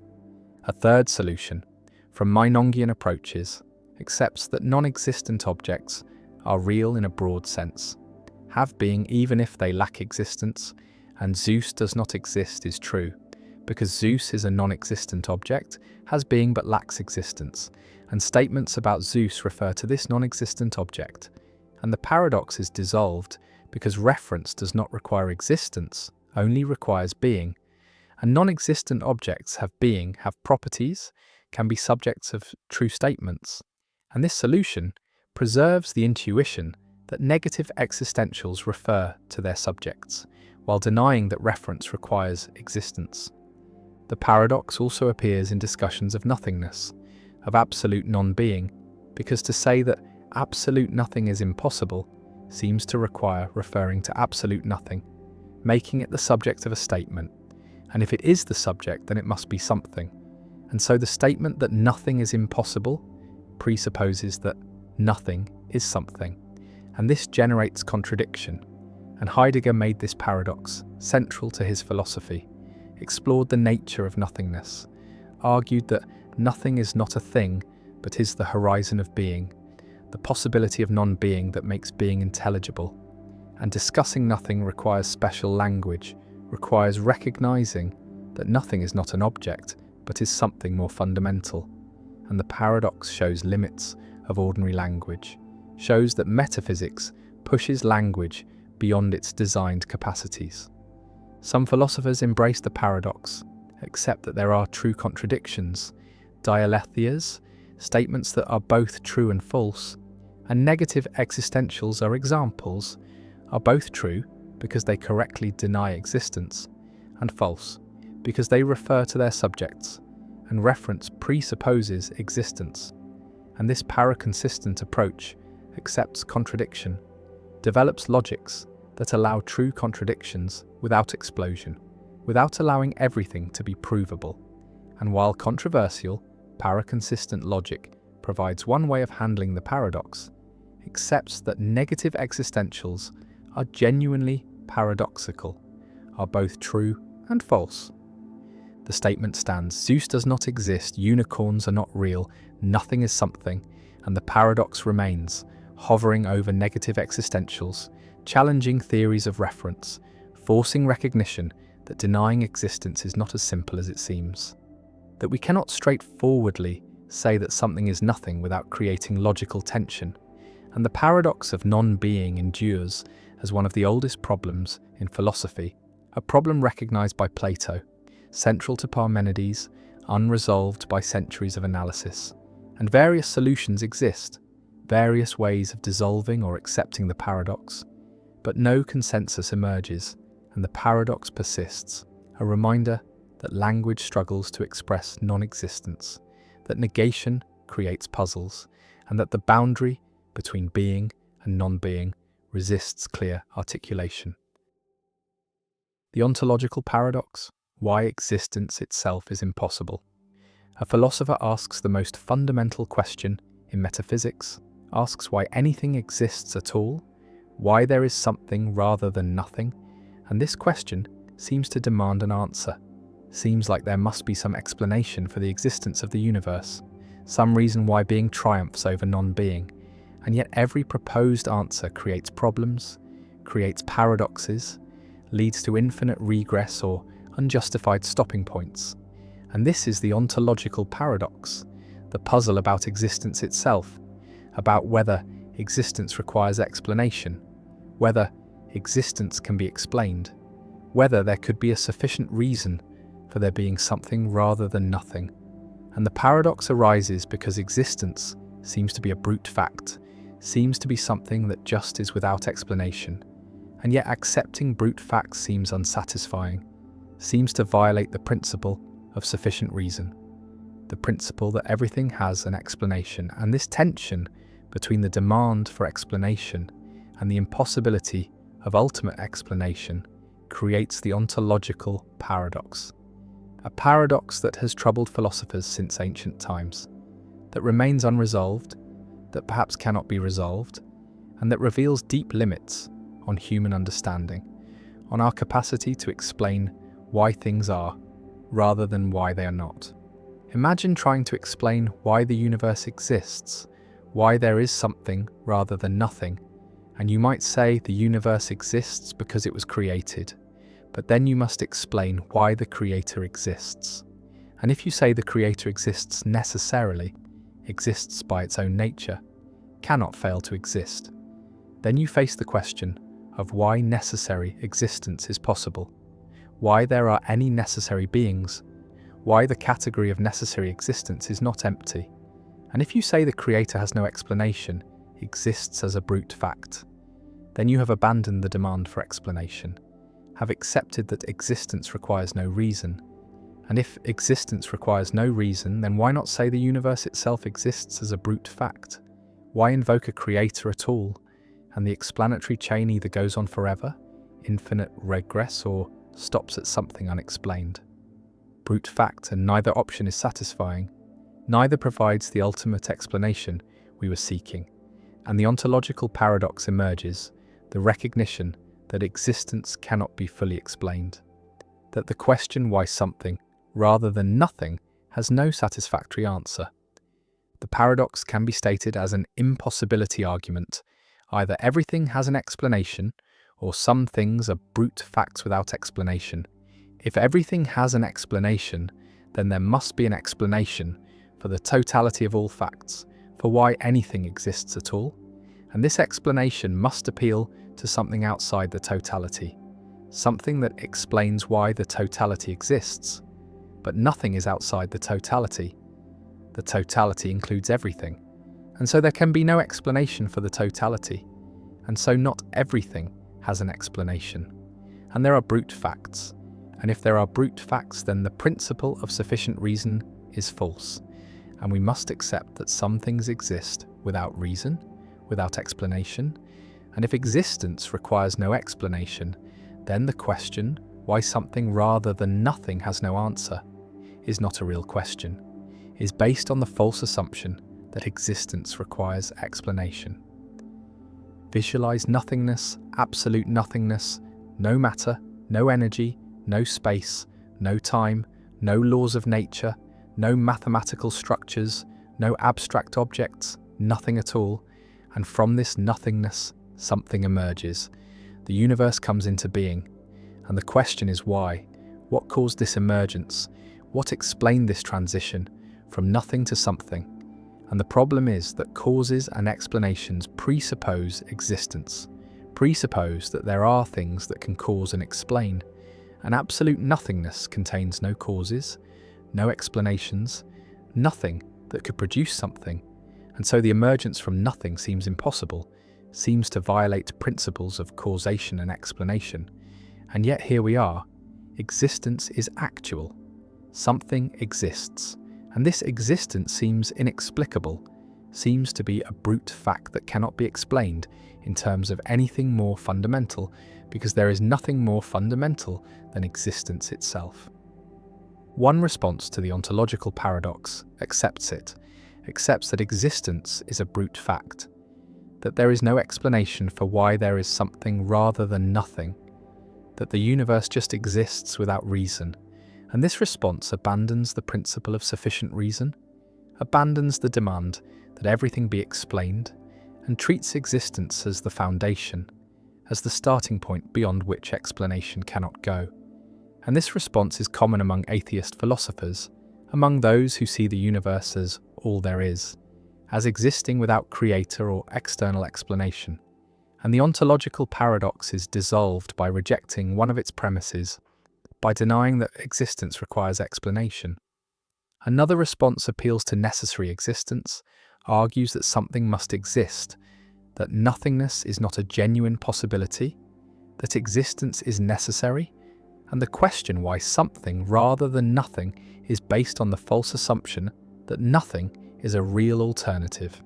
And various arguments have been offered for necessary existence, arguments that nothingness is unstable, that something must arise from nothing due to quantum fluctuations or logical necessity, or arguments that necessary beings like God exist by their nature and cannot fail to exist. And these arguments attempt to show that existence is not contingent, not dependent on external factors, but is necessary, is unavoidable. And if existence is necessary, then the question why something rather than nothing dissolves. The answer is that something must exist. Nothing is not an option. A third response questions the question, argues that why is there something rather than nothing is not a genuine question, is based on confusion about what questions can meaningfully be asked.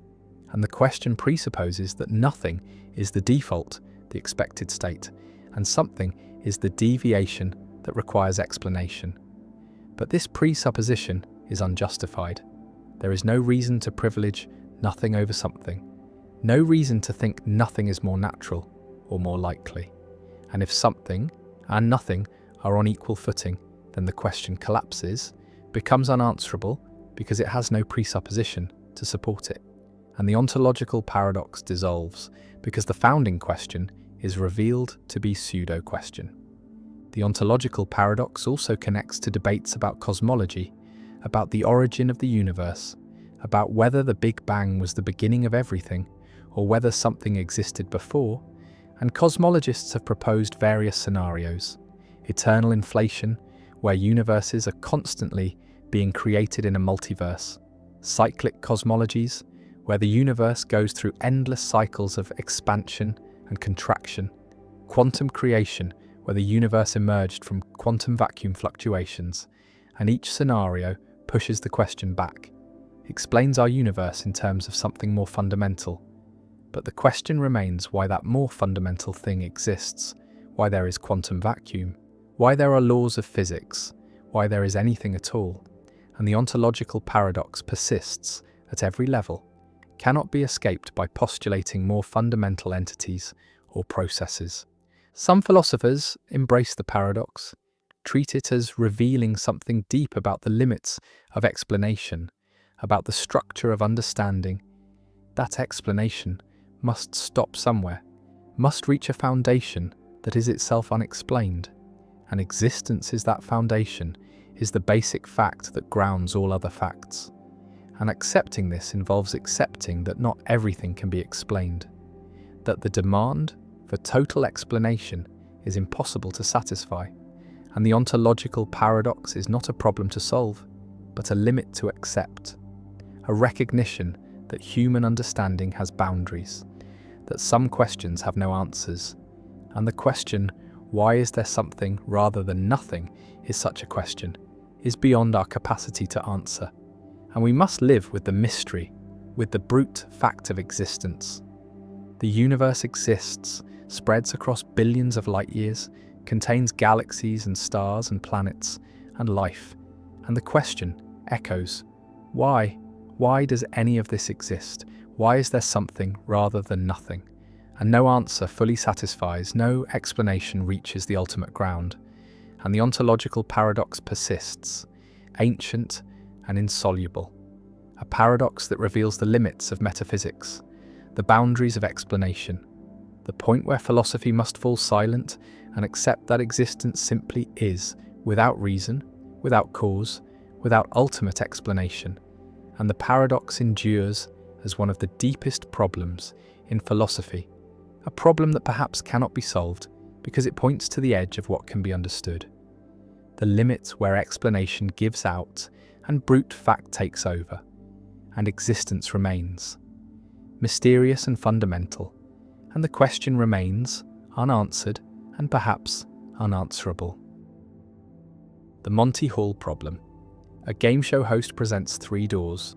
Behind one is a valuable prize, a car perhaps, and behind the other 2 are less desirable outcomes, goats or some other consolation, and the contestant chooses a door, say, door number 1, but before the chosen door is opened, the host, who knows what is behind each door, opens one of the other doors, revealing a goat, and now 2 doors remain closed. The one the contestant originally chose, and one other, and the host offers a choice, stick with the original selection or switch to the other unopened door, and the question that has baffled and frustrated countless people is simple. Does it matter? Is there an advantage to switching? And the answer, counterintuitive as it seems, is yes. Switching doubles the probability of winning, changing the odds from 1 in 3 to 2 in 3. And this result violates most people's intuitions. Seems wrong? Feels like it cannot be right? Yet it is mathematically certain. And this is the Monty Hall problem, named after the host of the American television game show Let's Make a Deal, a puzzle, improbability that reveals how poorly human intuition handles conditional probability and how easily we can be misled by seemingly simple scenarios. The reasoning behind the correct answer goes as follows. When the contestant first chooses a door, the probability that the prize is behind that door is 1 in 3, and the probability that it is behind one of the other 2 doors is 2 in 3. And this much is uncontroversial. But when the host opens one of the other doors and reveals a goat, showing that the prize is not behind that door, the probabilities do not redistribute evenly among the remaining doors. The original choice still has a 1 in 3 probability of being correct because the host's action did not change the fact that the contestant's initial choice was made with 1 in 3 odds. But the other unopened door now has a 2 in 3 probability because the 2 in 3 chance that was distributed across the 2 unchosen doors is now concentrated in the single remaining door, and so switching to that door doubles the chance of winning. The intuition that misleads most people is the idea that once one door is opened and eliminated, there are 2 doors left, and the prize is equally likely to be behind either, giving a 50-50 chance regardless of whether you switch. But this reasoning ignores the information provided by the host's action, the fact that the host deliberately chose to open a door with a goat. And this deliberate choice is not random, it is constrained by knowledge. The host cannot open the door with the prize and will not open the door the contestant chose. And so the host's action provides information that updates the probabilities in a non-obvious way. A useful way to see why switching is advantageous is to imagine a version of the game with 1,000,000 doors. The contestant chooses one door, which has a 1 in a million chance of having the prize, and then the host opens 999,998 of the other doors, all showing goats, leaving only the contestant's original choice and one other door. And now it seems clear that the contestant's original choice, made with 1 in a million odds, is almost certainly wrong. And the remaining door, the one the host carefully avoided opening, is almost certainly the one with the prize, and switching gives a 999,999 in a million chance of winning. And the same principle applies with 3 doors, just with less dramatic numbers. The Monty Hall problem has been a source of controversy and heated debate, even among mathematicians and statisticians. And when Marilyn Vos Savant, a columnist known for her high IQ, published the correct answer in her magazine column in 1990, she received thousands of letters, many from PhD holders and professionals, insisting she was wrong. And the controversy revealed how deeply counterintuitive the solution is, how resistant people are to accepting it even when presented with mathematical proof. And this resistance reflects broader features of human cognition, the tendency to rely on heuristics and intuitions that work well in most everyday situations, but fail in probabilistic scenarios involving conditional information. The problem also illustrates the importance of conditioning in probability, the fact that probabilities must be updated in light of new information, and that the way information is acquired matters. The host's knowledge and deliberate choice of which door to open is crucial to the solution. If the host opened a door randomly and happened to reveal a goat, then the probabilities would indeed be 50-50. But because the host knows and deliberately avoids the prize door, the situation is different. And this distinction between random and informed selection is subtle and easy to miss. The Monty Hall problem has applications beyond game shows. It appears in medical testing, in legal reasoning, in machine learning, anywhere that probabilities must be updated based on partial information. And understanding the logic of the Monty Hall problem helps clarify how to reason correctly in these more consequential contexts, how to avoid fallacies, how to properly incorporate evidence into probability assessments. The problem also raises questions about the psychology of probability, about why people find certain probabilistic reasoning so difficult. And experiments have shown that even after being told the correct answer and shown simulations that demonstrate it, many people remain skeptical, unable to shake the intuition that switching makes no difference. And this persistence of false intuition, despite evidence, suggests that probabilistic thinking is not natural to humans, that we evolved in environments where simple heuristics like equiprobability were sufficient, and that the kind of careful conditional reasoning required by the Monty Hall problem is a learned skill that requires training and practice. The doors stand closed, one hides the prize, the host knows which. The contestant chooses. The host opens a door, reveals a goat, and offers the choice. And the decision, which seems inconsequential, which feels like a coin flip, is actually a test of probabilistic reasoning, a puzzle that most people get wrong, that defies intuition, that reveals the gap between how we think probability works and how it actually works. And the Monty Hall problem endures, a staple of probability courses, a cautionary tale about trusting intuition, a reminder that the world is full of situations where the obvious answer is wrong, where careful analysis reveals unexpected structure, where what seems like chance is actually determined by hidden information, and the contestant who switches, who overcomes intuition and follows the mathematics, walks away with the prize twice as often, and the contestant who sticks with the original choice, trusting gut instinct, wins only a third of the time. And the difference, the doubling of odds, is not a trick or a gimmick, but a genuine feature of how conditional probability operates, and the problem persists, puzzling new generations, frustrating those who encounter it, illuminating those who understand it. A small puzzle with large implications.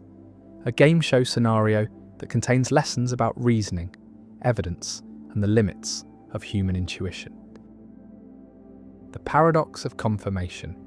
Why seeing a red apple proves all ravens are black. A scientist seeks to confirm the hypothesis that all ravens are black.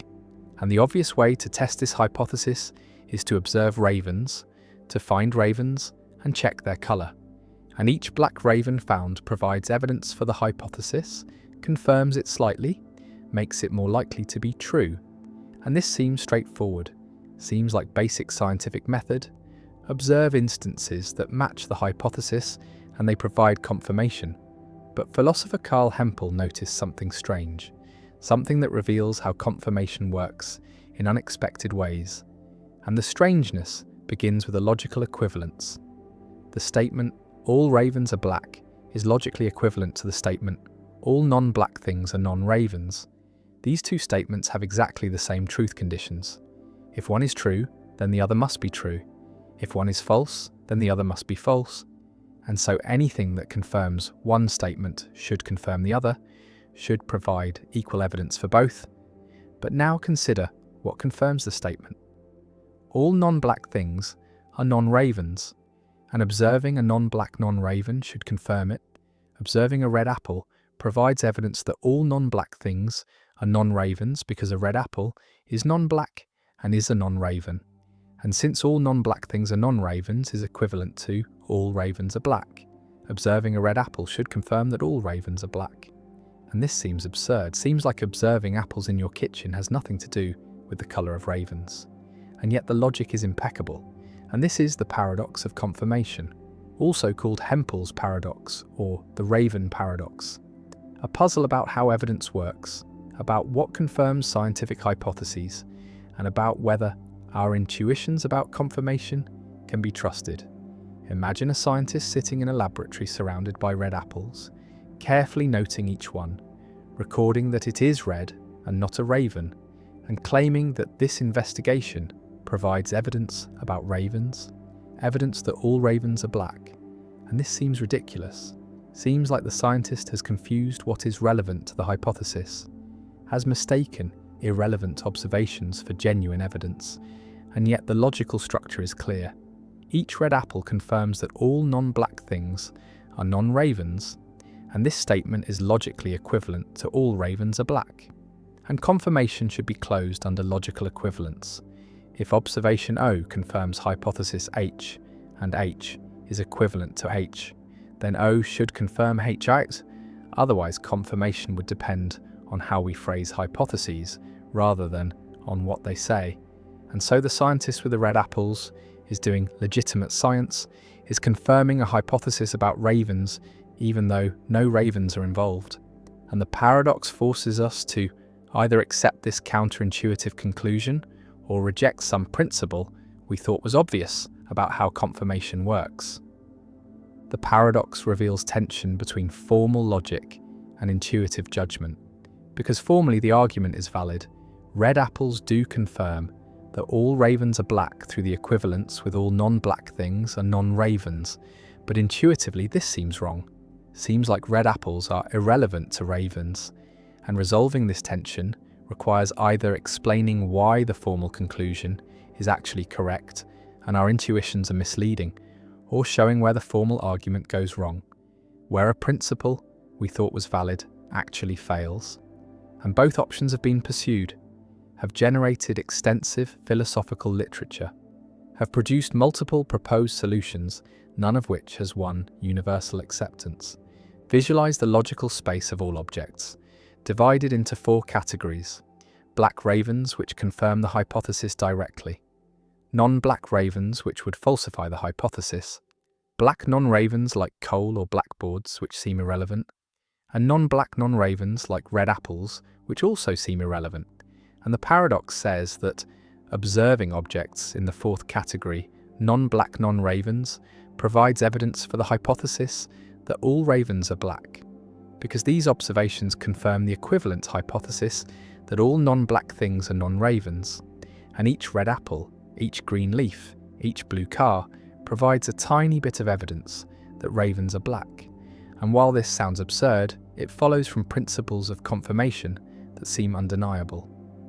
One proposed solution appeals to background knowledge and prior probabilities, argues that red apples do confirm that all ravens are black, but the confirmation is so tiny as to be practically negligible. Because we have vast background knowledge about the number of non-black things in the universe, we know there are billions and billions of non-black objects, and observing one red apple increases our confidence that all non-black things are non-ravens by an infinitesimal amount, whereas we have much less background knowledge about ravens, and observing one black raven increases our confidence that all ravens are black by a larger amount. And so both observations provide confirmation, but in vastly different degrees. And this explains why it seems pointless to observe red apples when investigating raven colour. Not because they provide no confirmation, but because they provide so little confirmation that the exercise is worthless. And this Bayesian solution preserves the formal logic while explaining the intuition, accepts that red apples confirm the hypothesis, but explains why we correctly ignore them. Another solution challenges the equivalence condition, argues that confirmation is not closed under logical equivalence, that logically equivalent statements can receive different confirmation from the same observation. And the reason is that confirmation depends not just on logical form, but on the way hypotheses are stated, on which predicates are used, on how the hypothesis carves up the world, and all ravens are black, and all non-black things are non-ravens, while logically equivalent organise the world differently, make different predicates primary, and observations confirm hypotheses relative to these organisations, and a black raven confirms the first hypothesis more than the second, and a red apple confirms the second more than the first, even though they are equivalent. And this solution rejects the principle that equivalent hypotheses must receive equal confirmation from the same observation. A third solution appeals to selective confirmation, argues that observing a red apple provides some evidence for all ravens are black, but only under certain conditions, only when the observation is made in a context where it has the potential to falsify the hypothesis, and seeing a red apple in your kitchen where you never expected to find a raven provides no confirmation, provides no new information, but seeing a red apple in a context where you might have found a non-black raven, where the observation had the potential to reveal a counterexample, does provide confirmation. And so confirmation depends not just on what is observed, but on the circumstances of observation, on what was at stake, on what alternatives were possible. And this solution ties confirmation to potential falsification, treats confirmation as depending on whether observations eliminate possibilities rather than merely matching hypotheses. The paradox also connects to the problem of induction, to Hume's problem of how we can justify inferring from observed instances to unobserved cases, because confirming all ravens are black by observing black ravens assumes that the future will resemble the past, that unobserved ravens will be like observed ravens, and this assumption itself cannot be justified without circularity. And the paradox adds another layer, shows that even if we accept induction, we face puzzles about what counts as confirming evidence, about whether observations of non-ravens can tell us about ravens, and these puzzles reveal that confirmation is more complex than it appears, cannot be reduced to simple pattern matching or accumulation of positive instances. The scientist with the red apples continues recording, carefully noting each observation, and the paradox hangs over the investigation, a question about whether this absurd procedure is actually legitimate science, whether red apples really do provide evidence about ravens, and the answer depends on how we understand confirmation, on which principles we accept, on whether we follow formal logic or intuitive judgment, and the paradox remains unresolved in the sense that different solutions appeal to different intuitions, make different trade-offs, and no consensus has emerged, only a recognition that confirmation is subtle, that evidence works in non-obvious ways, that formal principles can lead to counterintuitive conclusions, and that the relationship between observation and theory, between data and hypothesis, between evidence and confirmation, is more complex than common sense suggests, and Hempel's paradox endures as a classic problem in philosophy of science, a puzzle that continues to challenge our understanding of scientific method, a reminder that even basic concepts like confirmation and evidence conceal difficulties that philosophy has not fully resolved.